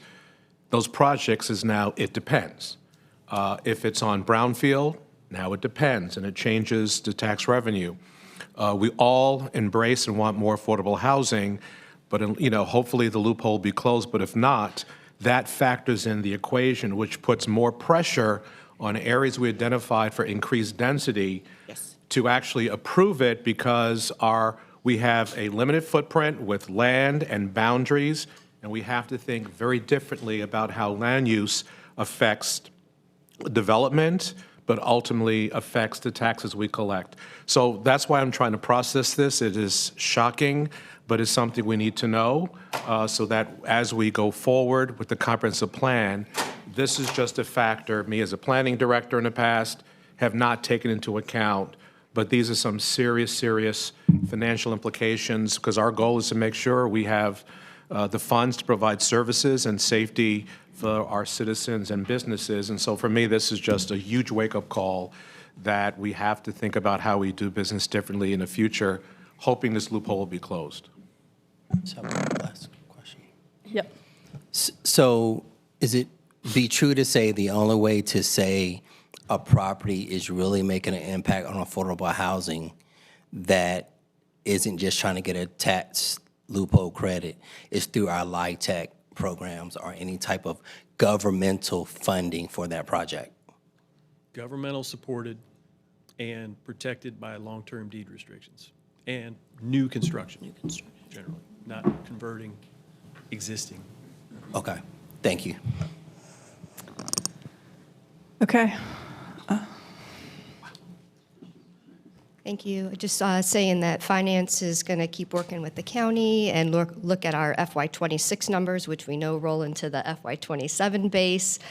So we do have, property tax losses that we've estimated, which are higher than what we shared at the retreat, but we're continuing to monitor all that data, and we'll be working with budget and the manager's office as we put forth recommendations for 27. Is there any other questions? Yeah. Yep, Counselor Jones. Can you remind me, what was the dollar amount that the city of Raleigh will have lost out on in 2026 due to these? So we're estimating close to $4 million right now.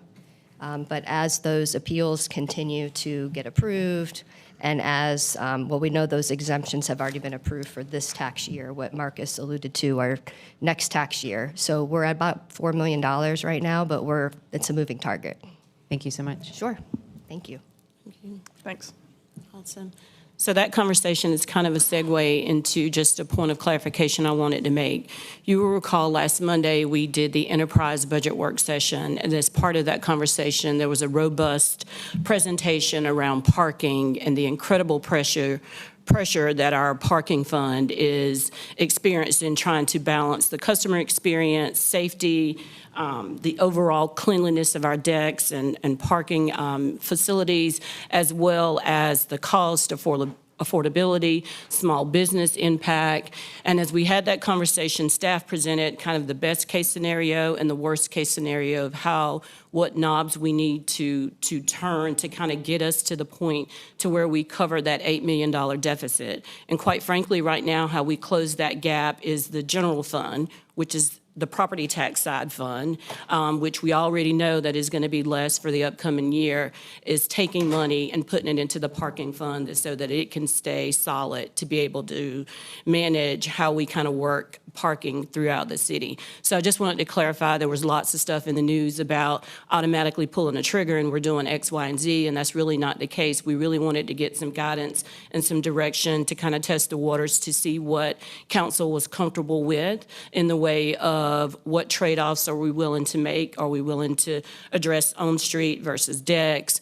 What are we looking at in the way of management of our maintenance and operations? Because again, at the end of the day, we need to make sure that the decks are safe, they're clean, and they're savory for folks who choose to come downtown, as well as make sure that we're being a good partner to our small businesses that thrive downtown. So more to follow on that conversation. We will talk about it next week in our small group sessions before we bring it back and daylight it at a council meeting in April. But I just wanted to kind of clarify behind the scenes, the conversations that we're having as staff in the budget office and in finance and in the manager's office to bring you forward a budget in May that is balanced with some type of increase, not just with fees, but in property taxes.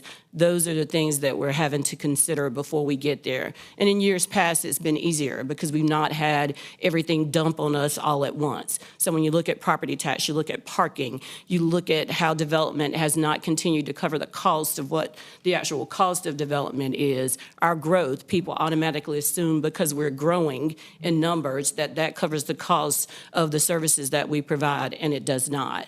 The growth has gone up here, but the growth in revenue doesn't match the cost of doing business. So we are truly working on an RFP for a parking study that should hopefully help guide us in which facilities we need to keep, which facilities we need to get rid of, which facilities we need to put in the private market, which ultimately will also have an impact on our businesses downtown, as well as the residents and customers who come downtown to do business and for enterprise and commerce. But quite frankly, those are those tough decisions that we are really, really having to make in the FY27 budget deliberation. And I just wanted to make sure that not just council, but the viewing audience kind of understood that too, that there's no decision being made. There's no one recommendation of what we're going to do in the way of parking, but we will have some further conversations next Thursday. And from that, we'll bring back a recommendation in April so that we can solidify, because we'll need that number to bake that in before we bring you back a budget in May.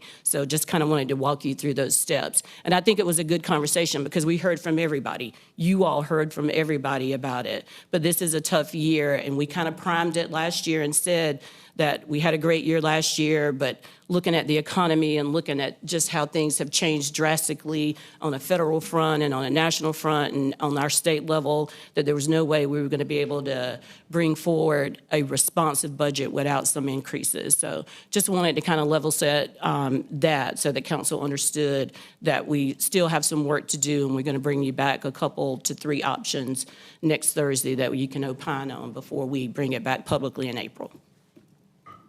Thank you. And everybody looks great in green today for St. Patty's Day. But over the next several days through this weekend, my sorority will turn this city pink and green, not just green. So happy for the convention center. It is back up and running. And then the week after, my brothers from Alpha Phi Alpha fraternity will turn it black and gold. But we're talking about pink and green this week. Great that I think Carrie's in here. Is she in here? She left? Oh, okay, she meant to meet with them, but we're so excited because this is her first super, super large event since our little incident that we had at the convention center in December. We kind of tried it out last weekend and it went kind of well, but we're gonna light the city pink and green. So welcome to all of the members of Alpha Kappa Alpha Sorority Incorporated this week. And that concludes my report. All right, well, we're going to take it back to full green for the next item, which is leaf out. And I appreciate all of you who showed up in green for trees, and we have Charles Craig presenting.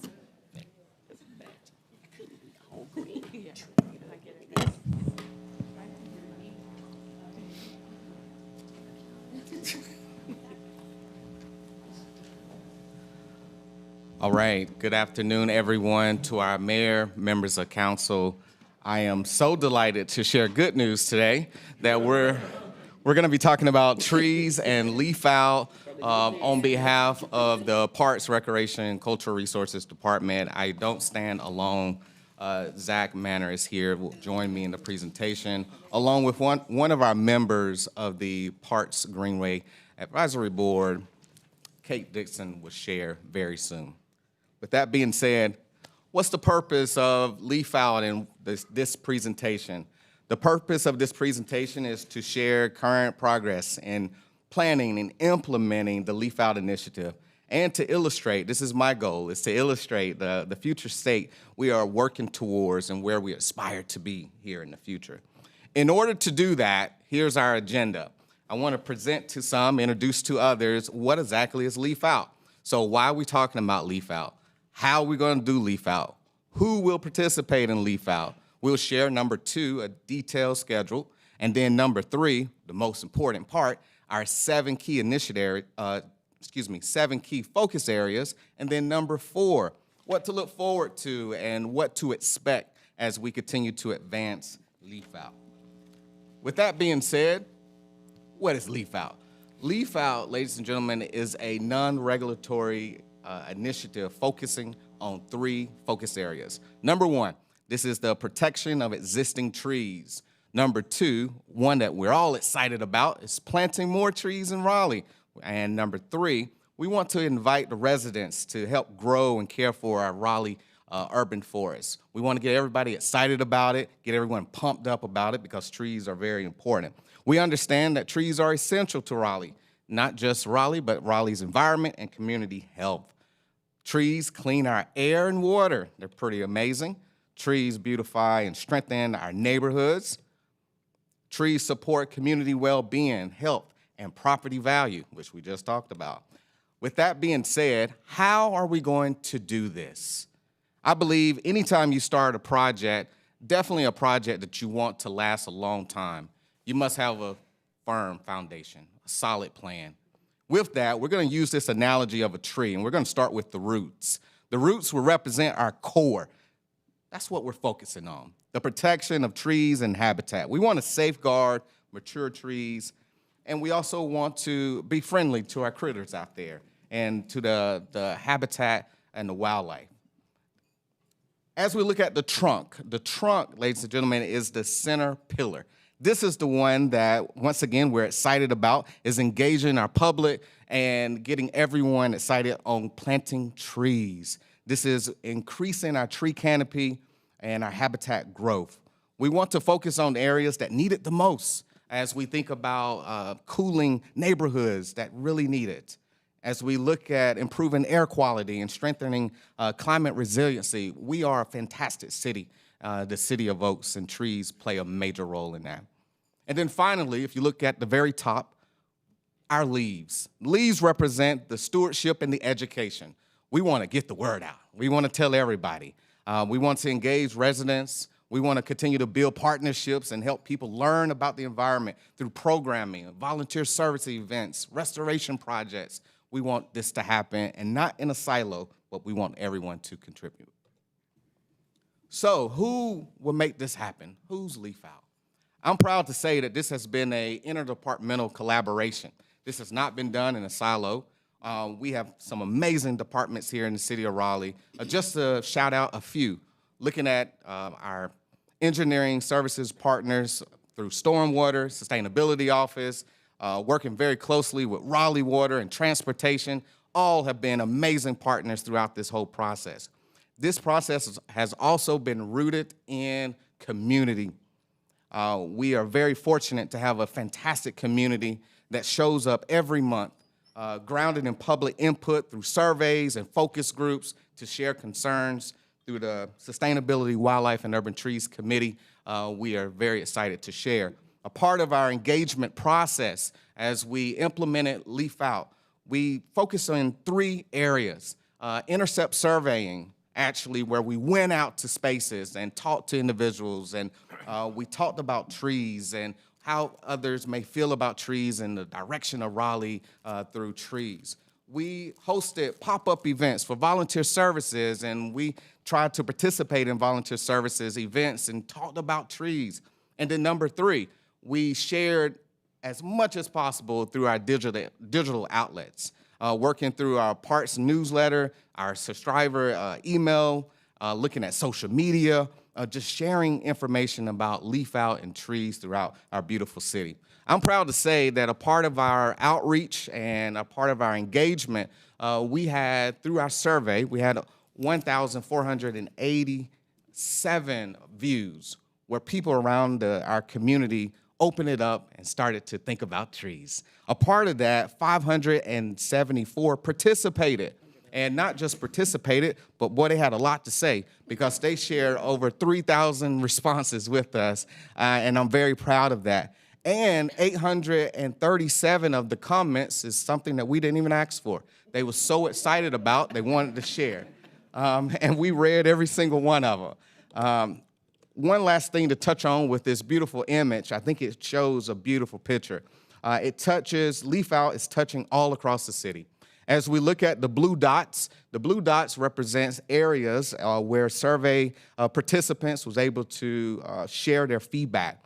As you look at the yellow or the golden color, that represents the more dense area where we had a lot of people in those respective areas to provide feedback. Here's our detailed schedule. This is what we've been working on. We started Leaf Out in the research phase in fall of 2024. Through fall of 2024 to early 2025, it was all about our existing report. Didn't want to start something new without knowing what we already have in place. So that was very important that we focused in on bringing in our partners and hearing concerns and starting to engage the public. That advanced us to the scope and goal setting platform where we was working in spring and summer of 2025. I'm very happy to say that we was able to partner with Reflecting Raleigh through our partners in the Planning and Development Department and working very closely with our partners in Community Engagement Department to help get the word out about Leaf Out and align it very closely to all the wonderful initiatives that we're already working towards.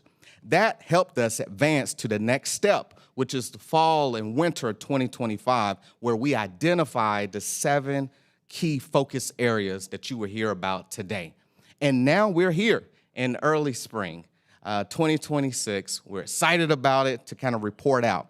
We shared first with the Sustainability, Wildlife, and Urban Trees Committee, and then we went to the Parks, Recreation, Greenway Advisory Board, got everybody excited, and now we're here at City Council, and we're believing that everybody's gonna be excited again.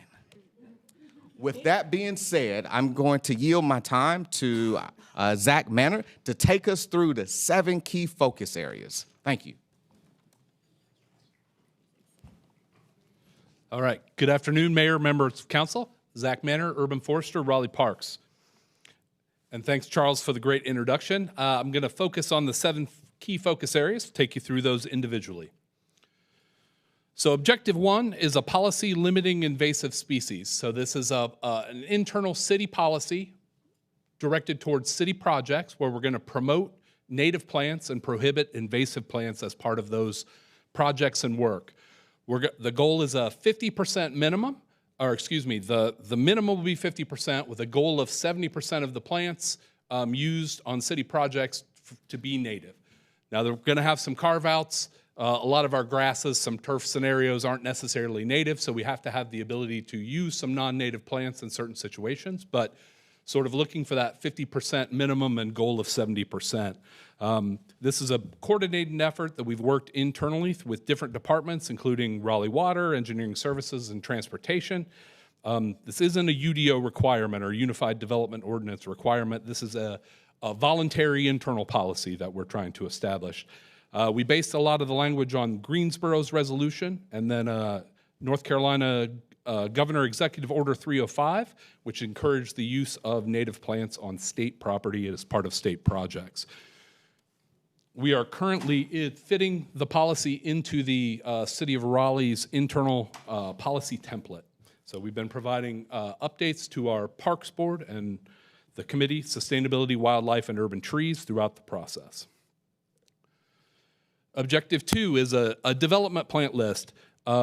As you are aware, and maybe some of our audience is aware, we had a recent text change that prohibited the use of invasive species to meet development requirements on private property.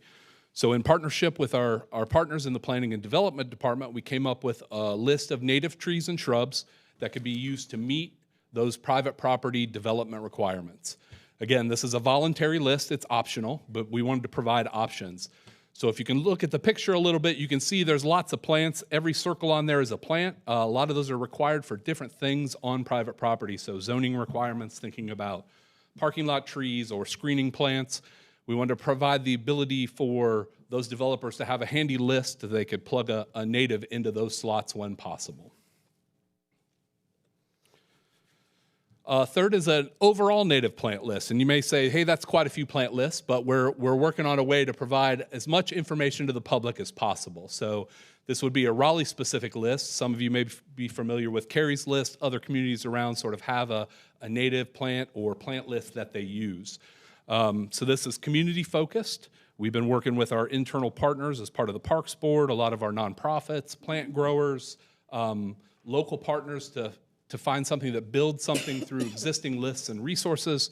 We don't want to create everything from the ground up. So our partners, like I said, a lot of our nonprofits, so places like the North Carolina Pollinator Toolkit, North Carolina Native Plant Society, North Carolina Cooperative Extension, and conversations with a lot of our growers who are the folks that have these plants that our community can find them. So working with the North Carolina Nursery and Landscape Association, the North Carolina Invasive Plant Council, and the North Carolina Botanical Garden. And so this will include, where the development list is tree and shrub specific to meeting a requirement. This list will have trees, shrubs, including vines, perennials, grasses, and sedges. All right. Objective 4 is our pretty city property best practices policy. So this will apply to city projects as well, and we're going to put together a group to outline best practices for that ecosystem benefit and project completion. So those two things working together, that'll be tree focused. This is something that we'll be creating the team moving forward as I get to sort of the status and schedule. You'll find out some more information on what we're looking at there, but we'll be providing regular updates to our Sustainability, Wildlife, and Urban Trees Committee as we work through the process.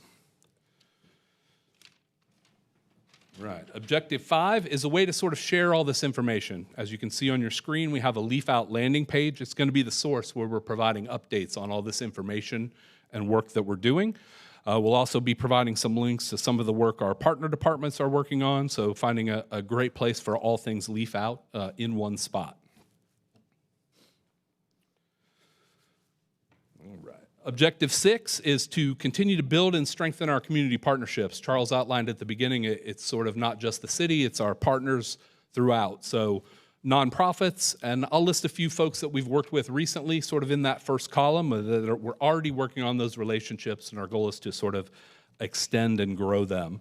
So nonprofits working with planting groups like We Plant It Forward or Trees from the Triangle. We work with community folk groups, our friends, the Oak Folks, who some of you may be familiar, and we may have some folks in the audience as part of that group. Working with neighborhoods on planting projects. We've recently completed some plantings with the Boylan Heights neighborhood as well as the Oakwood neighborhood. Working with our internal partners, departments in the city itself.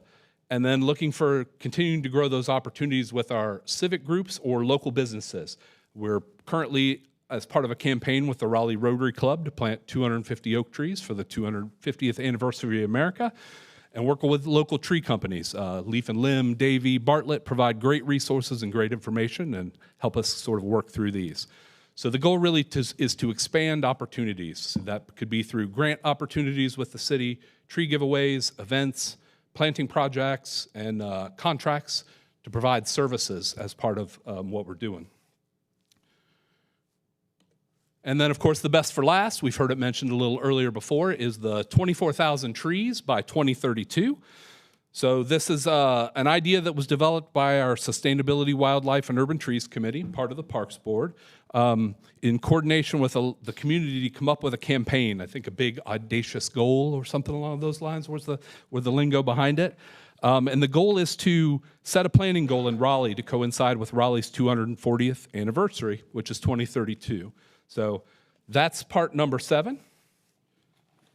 So sort of to give you a refresher on the focus areas, number one is the internal invasive species policy. We'll be looking to roll that out spring 2026. So these are things we didn't just, Charles showed you a little earlier sort of our path. We're just not starting from scratch now. We've been working on a lot of these as we go. So spring 2026 is going to have a lot rolling out. So that'll be the establishment of that internal invasive species policy, the development native tree and shrub list, and the community native plant list. We're looking at a summer 2026 rollout. As the development of internal city project policy sort of follows the same path that the invasive did. We're waiting for that one to work its way through the system, and we'll use some examples on that. We're expected to sort of have that completed fall of 2026, but again, providing updates as we go throughout the year. The Leaf Out landing page, it's currently there now, and we're updating it as we go as we move through the process. Like I described, the community partnerships also ongoing, looking to build and strengthen. And of course, the 24,000 trees initiative, that's an ongoing thing that we're thinking about there. And so we're super excited. So looking ahead, what to expect, we'll continue to develop and implement the Leaf Out initiative. We're going to work to strengthen partnerships and stakeholder engagement. We're going to provide regular updates on progress, impact, and lessons learned, primarily through the Sustainability, Wildlife, and Urban Trees Committee. And then, of course, the continued focus on achieving the long-term vision for Leaf Out. So that was quite a bit of information. So we're here to answer some questions if you've got them, and happy to respond. All right, thank you for that. Mayor Pro Tem Harrison. Yeah, I just wanted to say thank you. Thank you to Charles and Zach for your leadership on this. It's been really exciting to see it growing and to hear of all the good work that's to come. I just want to also say thank you to the Oakville Collaborative that really brought this initial request. And then we developed some of the ideas at City Council's Growth and Natural Resources Committee, now known as our Housing and Environment Committee. And then SWAT really took this on, the Sustainability, Wildlife, and Urban Trees Committee with the Parks, Recreation, and Greenways Advisory Board. Thank you to anyone who's been part of that and just the continued support to get to 24,000 trees. I know we're going to need some money. So just curious, will we see that in the budget this year? Zach gave it to me. We are 100% working through the process. We'll work very closely with the city manager's office and continue to communicate as updates are available. Okay, looking forward to that. As I always like to say, when's the best time to plant a tree? 20 years ago. So let's make sure we're doing it this year too. Appreciate y'all. Councilor Silver and then Pat. Well, Charles and Zach, thank you for the presentation, and thank you, Kate, for keeping me very focused and informed. This is absolutely a great program. There was another job I had one time where we had a tree planting campaign, extremely successful, and it was just a full-out community effort where the city planted the street trees and the public planted trees, helped us in our parks throughout the city, and then, of course, the giveaways. We were lucky. We partnered with Bette Midler, so unless we can get a celebrity to help us do the tree giveaway, so she was a key partner, and we were able to get all those trees planted within 8 years. My question is, I know you talked about the public realm and adjacent to private property.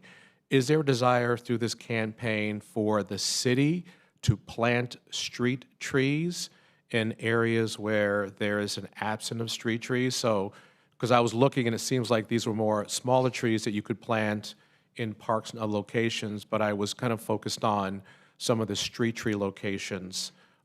Is it reliant just on the private sector through new development, or will the city take the initiative to identify gaps in neighborhoods that are under-treed or have a weak canopy to increase it?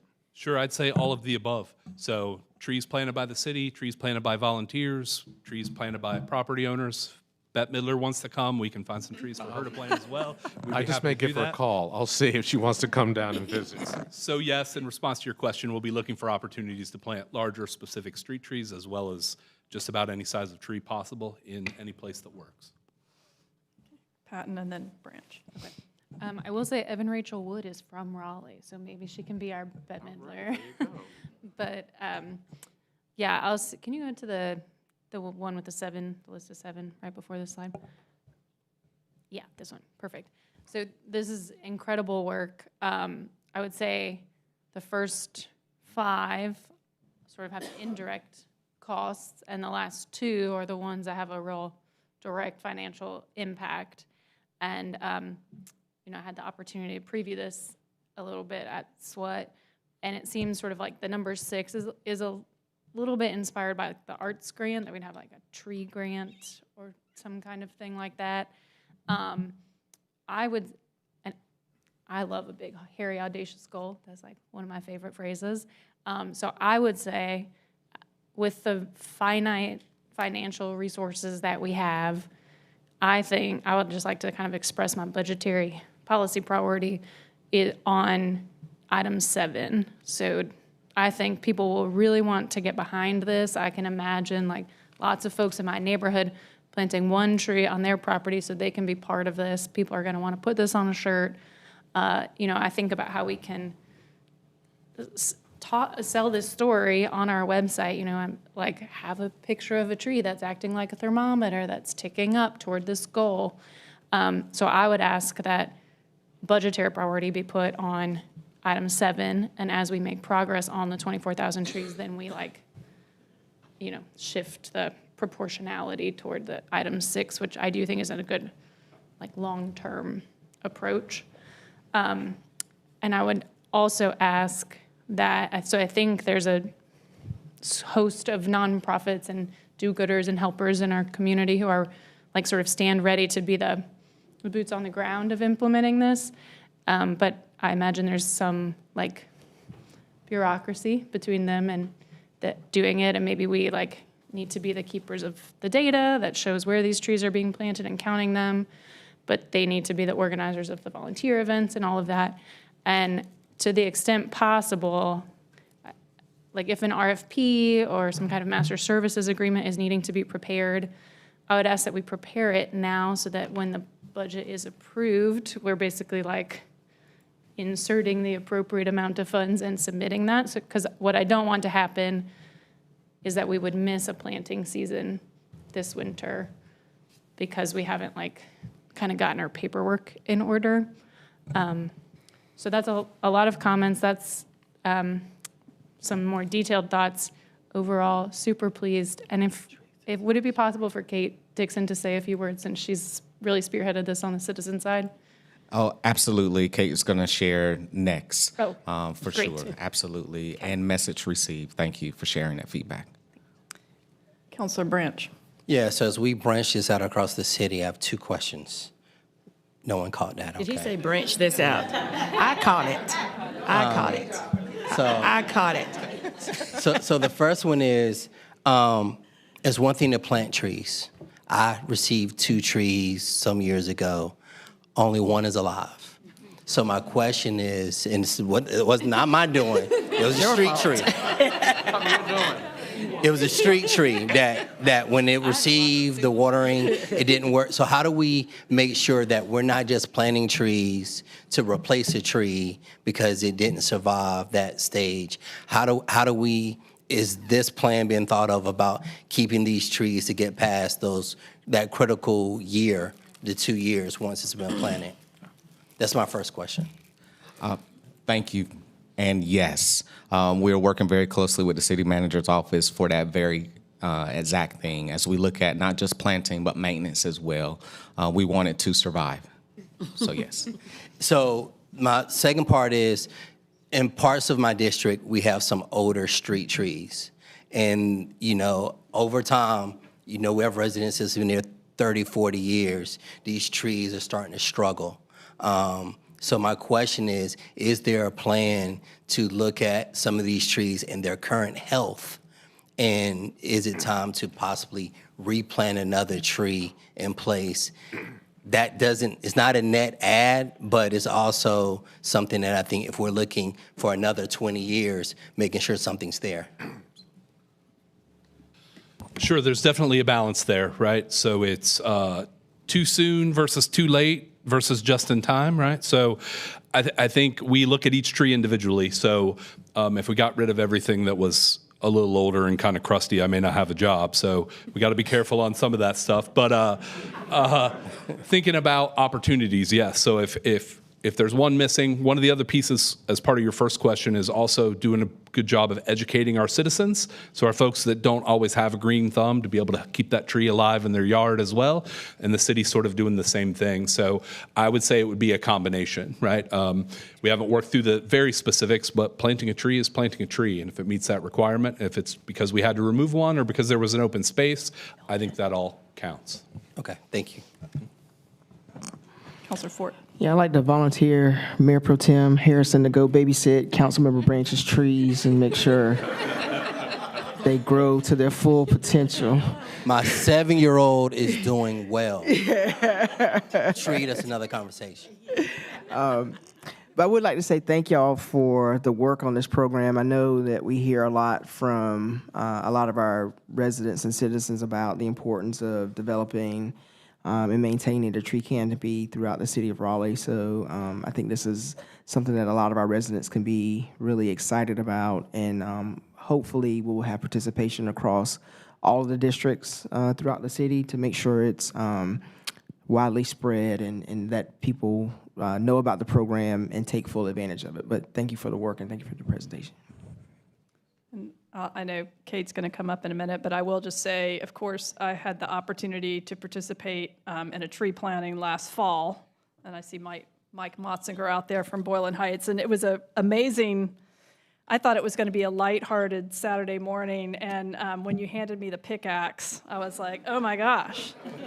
And I think our team did 16 trees, and I was so happy in the last 2 weeks to see them. I wasn't sure, Councilor Branch, that I had kept mine alive, but it bloomed out, and I think it looks like most of the ones in the neighborhood because you guys were so great at telling us what we were doing, what we were planning, and I guess just building on Councilor Patton, I would love to see this broken down and to say how many trees per year, how many do we think, donation, how much volunteer labor, what does that look like for your team?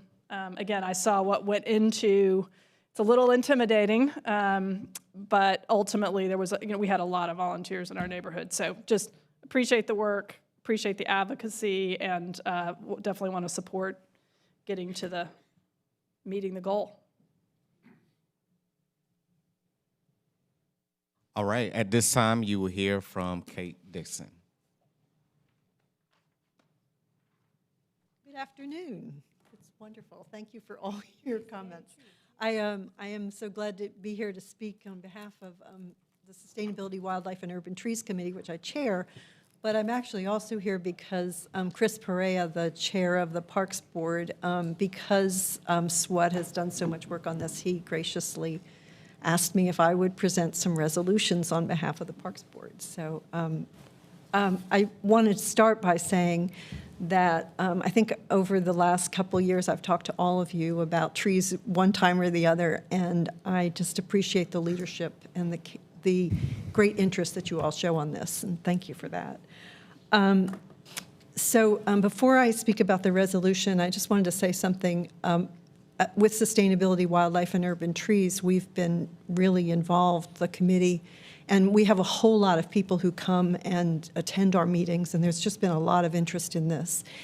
And with the 3 parts of the Leaf Out program that are really substantially together, the first 3, I just wanted to say something about how appreciative I am of the really great work that the staff has done. I know that other cities and counties have things like this, but I think that Raleigh's is really going to be a model that others will look to. And there are a couple reasons, or there are 2 people I want to call out who really did a lot of this work. One is Brian Smith, who's our head of natural resources for parks, and he really led the effort to do the invasive species policy. And what I really admire that he did was he really worked with all of his counterparts in the other departments. When they have say, an invasive plant that they depend on, it's been one of the things that they do, Lespedeza is an example. He really worked with them to try and find alternatives, just that real care and paying attention. And then Lauren Freudenberger, who's our chief horticulturalist, she really has been really key in pulling together the native plant lists. And it's not only that she's been putting together lists that, you know, it's wonderful to see native lists, but she's really tried to focus on plants that you can find. If you are into native plants, you may have looked up a plant and you thought, oh, wouldn't that be fun to plant it? And then you can't find how to get it. And not only has Lauren made sure that what's going on the list is something that you can find, but also she's reached out to the growers, which Zach mentioned, and the growers now know that Raleigh cares about this, which I think is a really, really important thing that's been done. So the reason that Chris Perea, our Parks Board Chair, asked me to present is that we actually passed 2 resolutions at the February meeting. And so I have been given the privilege of presenting those to you. And the first one, no surprise, relates to the campaign for 24,000 trees. And this, as Charles and Zach mentioned, this vision really grew out of the committee's work. And it's been really, really fun to see the excitement it has generated on staff and the Parks Board. Lots of nonprofits who've gotten interested, and then residents, which you've seen in terms of all the people. Well, there may be a few people who are here only because of, in green, only because of St. Patrick's Day, but there are a lot of green people here for trees. And because of all that enthusiasm, the Parks Board passed the following resolution in February. Whereas Raleigh is rapidly losing trees that are critical to cooling the city, cleaning the air, reducing flooding, protecting pedestrians by slowing traffic, providing natural beauty, and providing habitat for wildlife. Whereas the Leaf Out program envisions planting more trees on state, county, and city land and encouraging residents to plant trees on their own properties, now therefore be it resolved that the Parks Board strongly encourages the City Council to include first-year funding for a campaign to plant 24,000 new trees across the city in celebration of Raleigh's 240th anniversary in 2032. So then I also have the privilege of presenting the other resolution that we passed, and that relates to the Biltmore Hills Park, which you may remember is about to build a whole set of new beautiful tennis courts.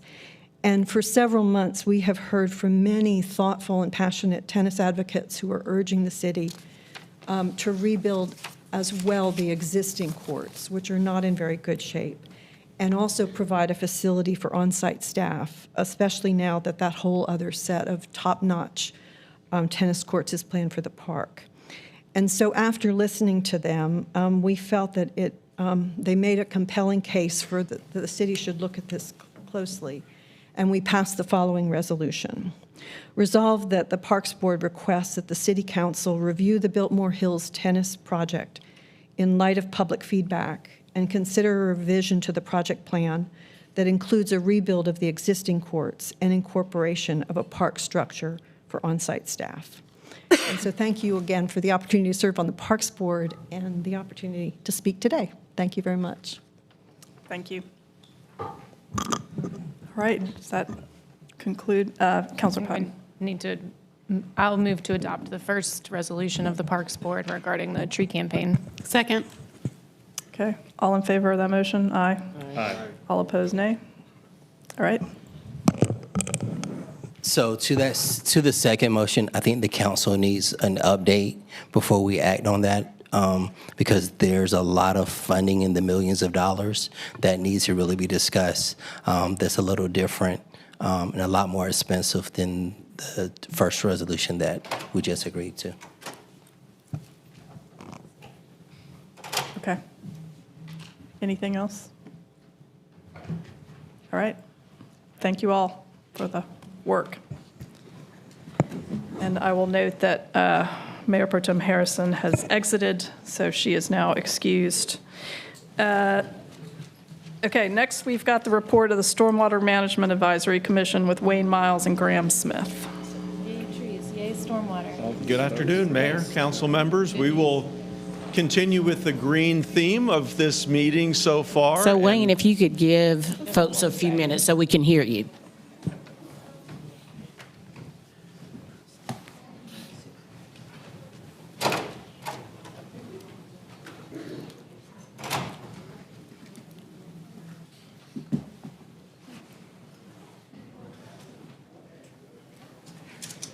think we're good. We'd like to continue with the green theme of this meeting from a stormwater perspective, and I'd also like to wish you a happy Creek Week, as Ms. Wallen did earlier. One of the programs we're here to talk about is very related to streams. The stream stabilization policy is a direct program to help private citizens with stream erosion issues on their property. My name's Wayne Miles. I'm the Stormwater Program Manager. With me here today is Graham Smith, the Chair of the Stormwater Management Advisory Commission. The two programs, this is actually two agenda items, the Stream Stabilization Program, the Drainage Assistance Program. We are presenting those together because they are very closely aligned policies. The Drainage Assistance Program is more directed at flooding and aging infrastructure, whereas the Stream Stabilization Program is more aimed at creek erosion. But they are very similar policies. To qualify, a property must receive public stormwater runoff, for example, from a city street or city property that impacts the downstream property. And city owners or property owners must be willing to donate a permanent drainage easement to the city, by which time the city would then take over the maintenance of that infrastructure from that point forward. Here's one example of a completed project. This was a residential home downstream of city streets that had severe erosion from a creek that was at risk of impacting the structure, the house structure on the property. Through the program, the city came in, stabilized that creek with a ledge wall, and an easement was donated, and we will maintain that from this point forward. Some of the policy changes that we are proposing with each of these policies. Number one, better alignment with especially the Stormwater Design Manual. The current policies had some specific drainage design requirements in them, whereas we're removing those and referring to the Stormwater Design Manual. That will be more consistent, and then from this point forward, any changes to the design manual would be automatically updated here. We are limiting projects in the Neuse River riparian buffer zone just to be consistent with the themes and goals of that riparian buffer protection. And lastly, establish a clearer project withdrawal process. Not something that happens very often, but it has come up. We want to make sure that withdrawal process is clear so that if someone wants to withdraw, we can reallocate those funds to another worthy project more clearly. With that, I will turn it over to Mr. Smith with the recommendations. Thank you, Wayne. Graham Smith, Chair of the Stormwater Management Advisory Commission. Thank you for being here. We do review at SMAC, we review all the cases and the funding opportunities that staff brings forward for the drainage assistance projects and the stream stabilization projects, so we see those. We also, over the last few months, have been reviewing these policy changes, and there was a lot of conversation around the withdrawal language. And thanks to Chaz and the team, and as well as the legal team, to kind of working through some of our questions, and appreciate that. The two recommended actions that we put forth to you, approving the updated stream stabilization policy as recommended by the Stormwater Management Advisory Commission with an effective date of March 24th, 2026. The second one, as Wayne noted, these are very similar policies, approve the updated drainage assistance policy as recommended by the Stormwater Management Advisory Commission with an effective date of March 24th, 2026. So certainly open to questions as well. So. All right, questions? All right, Councilor Branch. So either one of you can tackle this one. As you're aware of, our residents really come and speak highly about stream and stream protection. I know some have come to your meetings. Can you speak to how some of that feedback may have been incorporated into these policies? Yeah, I think we've had one homeowner recently speak rather passionately and consistently at our meetings. I know that the city, because these are tracked, there's basically a list of 100 drainage assistant, maybe 200 drainage assistants and 105 stream stabilization projects. So there's a long list of each project. They have a prioritization list. The qualifier in all of that is that it has to have runoff from a public street, public right-of-way, public property. So, so it's informed the conversation, the specific visitor we've had recently, but it hasn't changed. It's more tied to some of the wording, basically, the way we've talked about withdrawing from something. But also, we're just following up with city staff, the idea that it is critical that it drains off of public lands. So that's the kicker with these policies, because we don't want to spend public dollars on private lands if it's not a public, caused by the public. So, thank you. And Wayne, that's good. I guess my question would just be, this is great, and you have 10 projects to date. How do you see that number accelerating, staying steady? Well, the stream stabilization policy, you may remember, is relatively new. That's only been around for about 2.5 years now, whereas the drainage assistance program is a little older.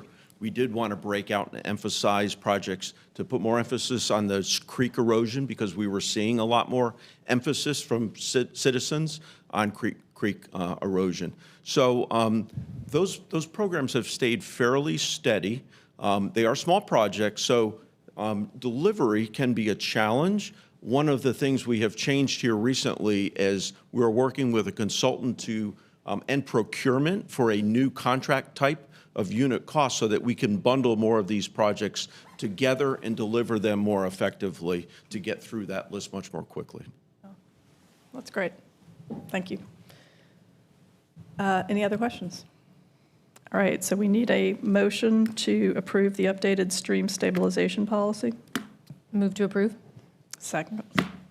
All in favor of the motion, aye. Aye. All opposed? Great, thank you.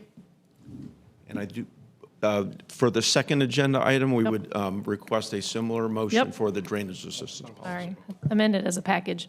Move to also update the drainage assistance policy updates. Second. All right, all in favor of that, aye. Aye. All opposed, nay. All right. Thank you. Passes. Thank you very much. Thank you. All right, next we have matters scheduled for public hearing, and we have Bryce Abernathy with Housing and Community Development.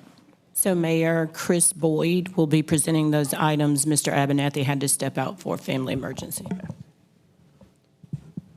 Good afternoon, Mayor and Council. Like she said, I'm Chris Boyd with Housing and Community Development. Today I'm here to ask Council to confirm liens for the cost of abatement on 4 properties for public nuisances. First one we have is 1000 Bunch Drive.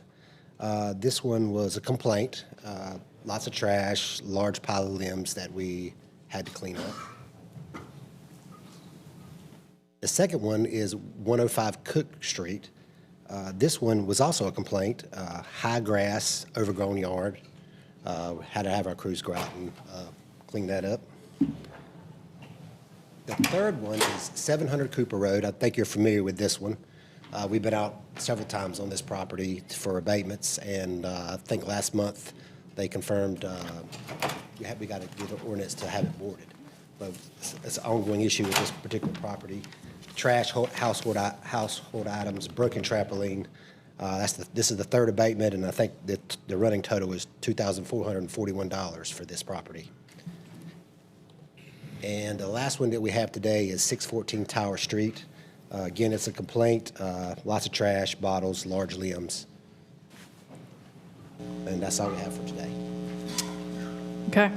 I do not have anyone signed up in support or opposition of any of those. That's correct, as far as you know? Okay.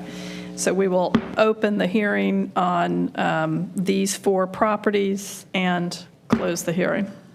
Move for approval. Second. All in favor of that motion, aye. Aye. All opposed, nay, and that passes. Thank you. Thank you. Okay, next we have petition annexation AX 3425. Good afternoon. Hannah Reckow, Planning and Development. This item is an annexation that has a corresponding rezoning. That's also one of the hearings today. I believe it's the last hearing. So if it works for the council, I can give the information for both of those items together. So first is annexation AX 3425. The site is 2936 Hodge Road. This is contiguous on all 4 sides to Raleigh city limits. but it is outside the ETJ and has Wake County zoning R30. The site is less than half an acre in size. Neither water or sewer directly available to the site.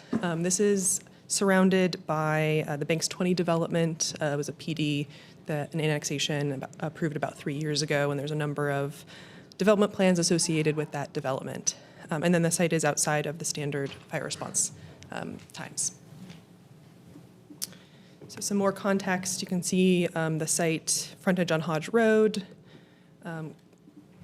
detached house on the site currently. Farther zoom out, you can see the relationship to the rest of the Banks 20 development, the Neuse River farther to the west. The site is within the priority annexation boundary that you approved last fall. You can see this is located in the southeast part of the jurisdiction. Utilities are located up along Pool Road. And then the current zoning here, you can see it's Wake County R30, surrounded by that PD that I mentioned previously. Future land use map of rural residential in the area. Image of topography, no floodplain in this area. And then some context with the whole PD. You can see the site right in the middle there. And I'll note also, you see the other R10 conditional use to the north. This is another similar rezoning and annexation that you saw recently in a similar position to this one. Some views from Hodge Road of the site, looking north and south. And that's the annexation request. The rezoning is to rezone from the Wake County R30 district to R10 conditional use. Is consistent with the comprehensive plan and the future land use map. The Planning Commission recommended approval. So additional context there. There's one proposed zoning condition which would prohibit townhouse and apartment building types. R10 normally allows those, so this would leave attached and detached building types allowed. See a shift from Wake County zoning to Raleigh zoning, really small amount of difference in entitlement there. That's really coming from the small site. Not a lot could be built on a 0.47 acre site.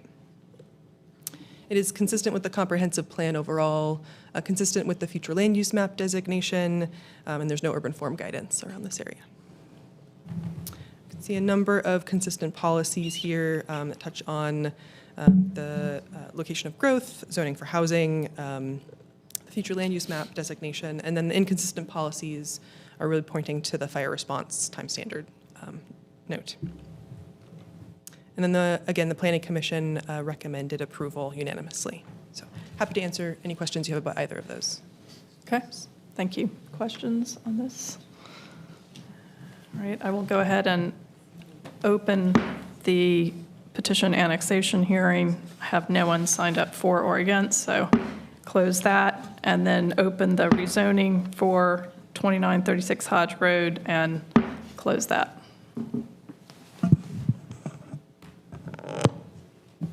Since they're both closed, this again is part of the overall PD, the same company. They didn't have this property originally, so I move for approval of the annexation.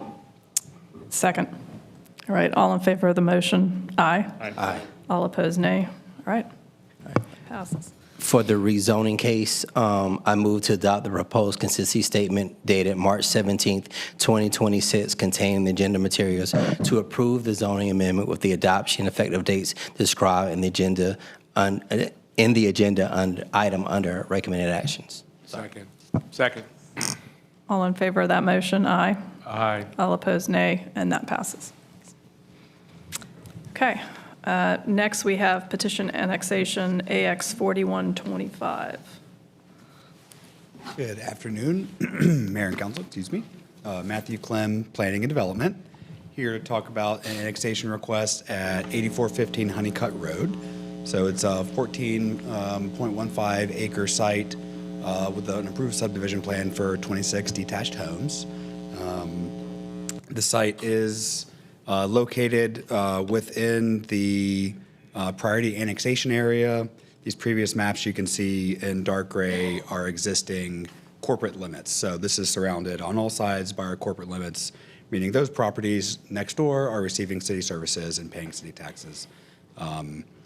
You can see there the water and sewer utilities and the adjacent streets.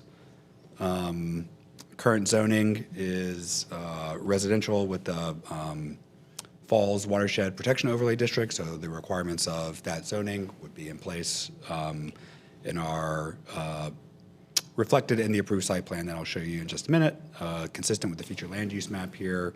Topography on the site, there is no floodplain. This is the approved site plan. Also note, would be considered a greenfield development. There's nothing existing on the site. There were some homes, older homes on the site and structures that have been removed for several years now. You may remember from the recent rezoning request that was approved in June of last year. There are some zoning conditions that prohibit the connection of a street stub in this area, but there you can see there from that zoning condition that there is the pedestrian connection connecting to the internal sidewalk, which was part of the deliberations that you had on the case. So again, the greenfield site here, you can see the context on Honeycutt Road. Some street side views. This is where the pedestrian connection will be. Meets the standards for the NFPA fire service. And I'm happy to answer any questions. Okay. Any questions for Mr. Klim? All right, I have opened the hearing on AX 4125, and I have no one in support or opposition, and I close it. I move that we approve the annexation with effective date of March 17th, 2026. Second.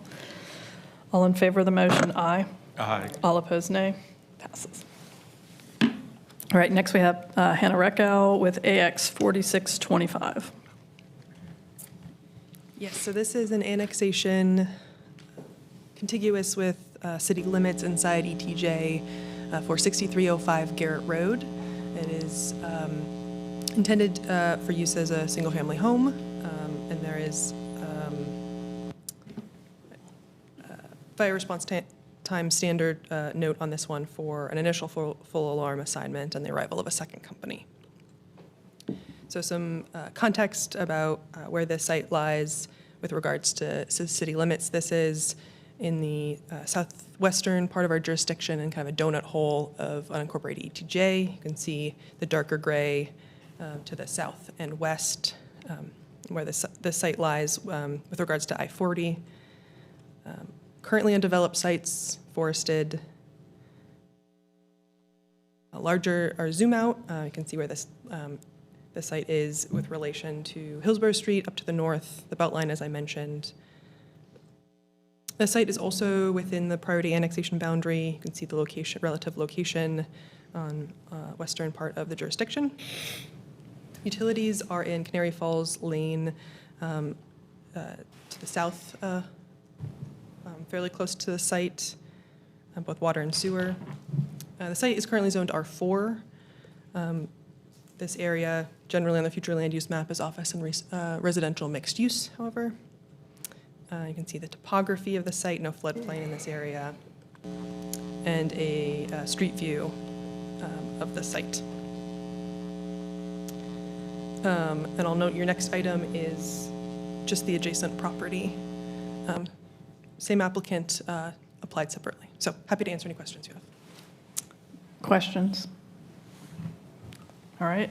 I will open this hearing, and we do have a number of people signed up to speak in support. Does anybody want to speak? Okay. Nope. All right, and no one in opposition, so close the hearing.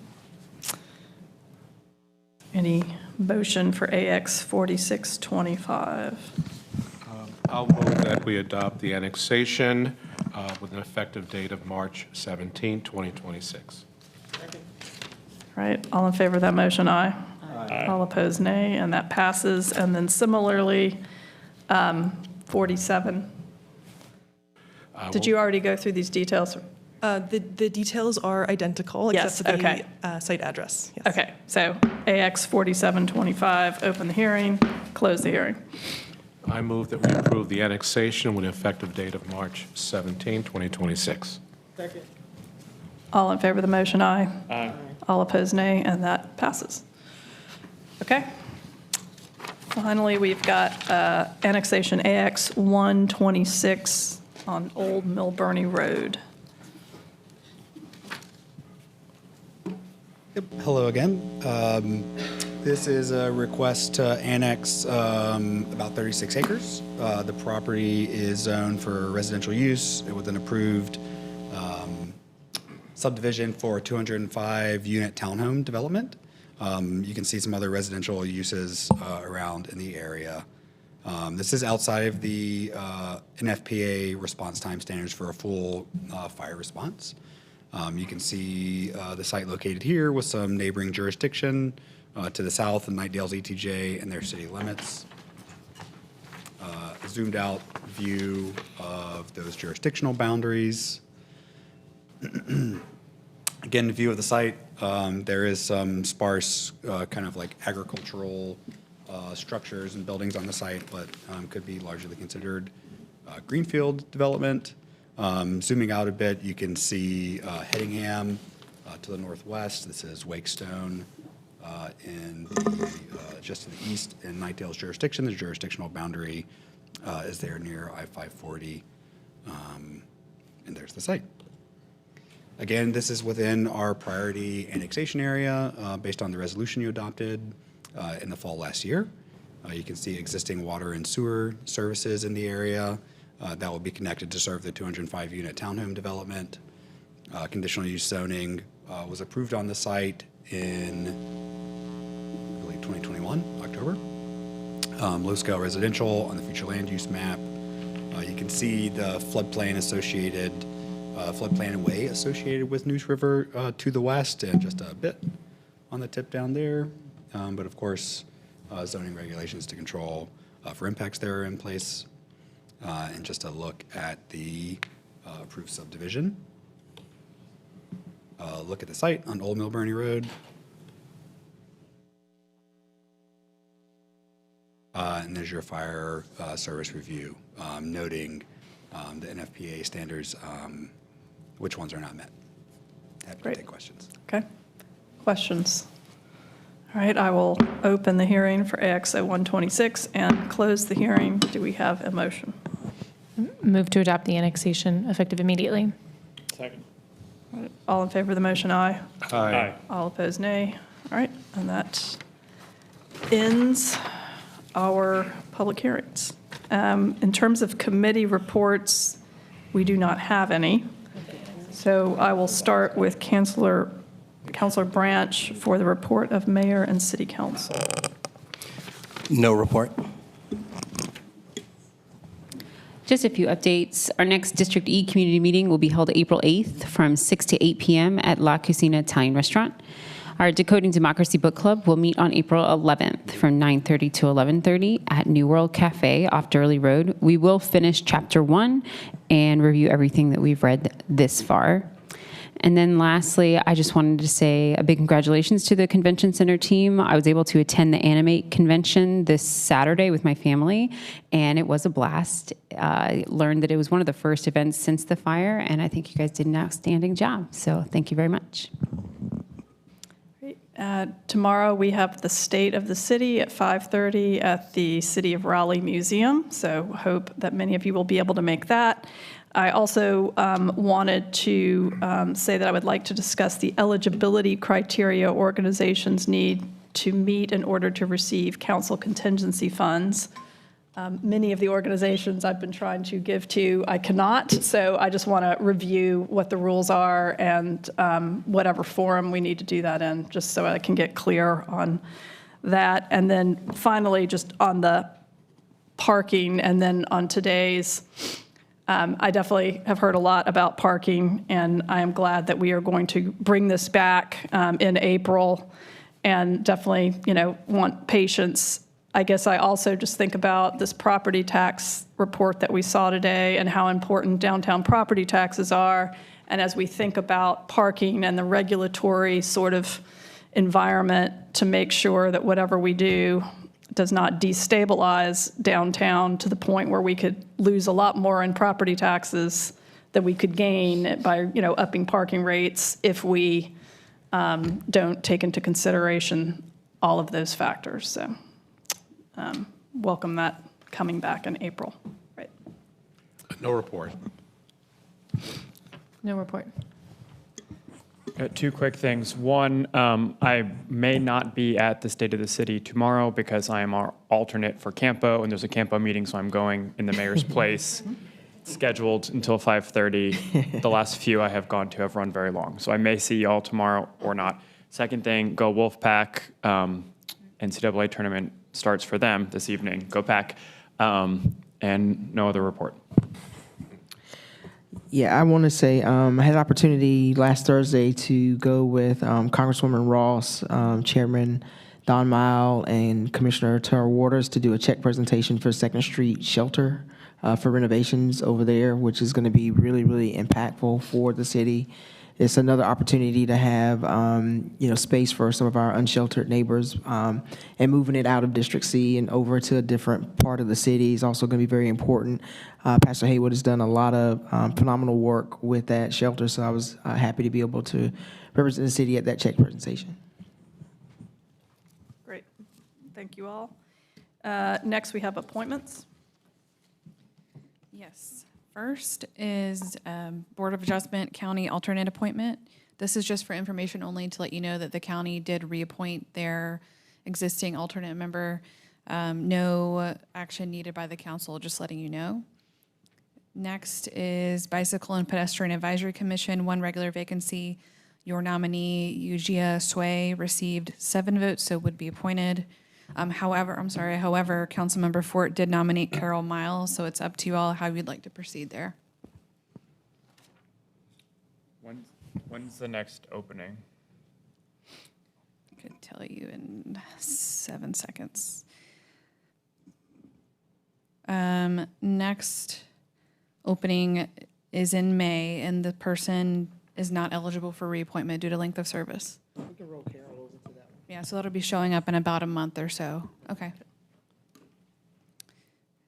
Next is Substance Use Advisory Commission, 1 regular vacancy. Brooklyn Price received 7 votes, so is appointed. Jumping down to nominations, Design Review Commission, 1 alternate vacancy. Resignation has been received from alternate member Brian Williams, so this will be appearing on your next ballot for nominations. Might nominate Janine McAuliffe. She's in Granicus. Okay, sure.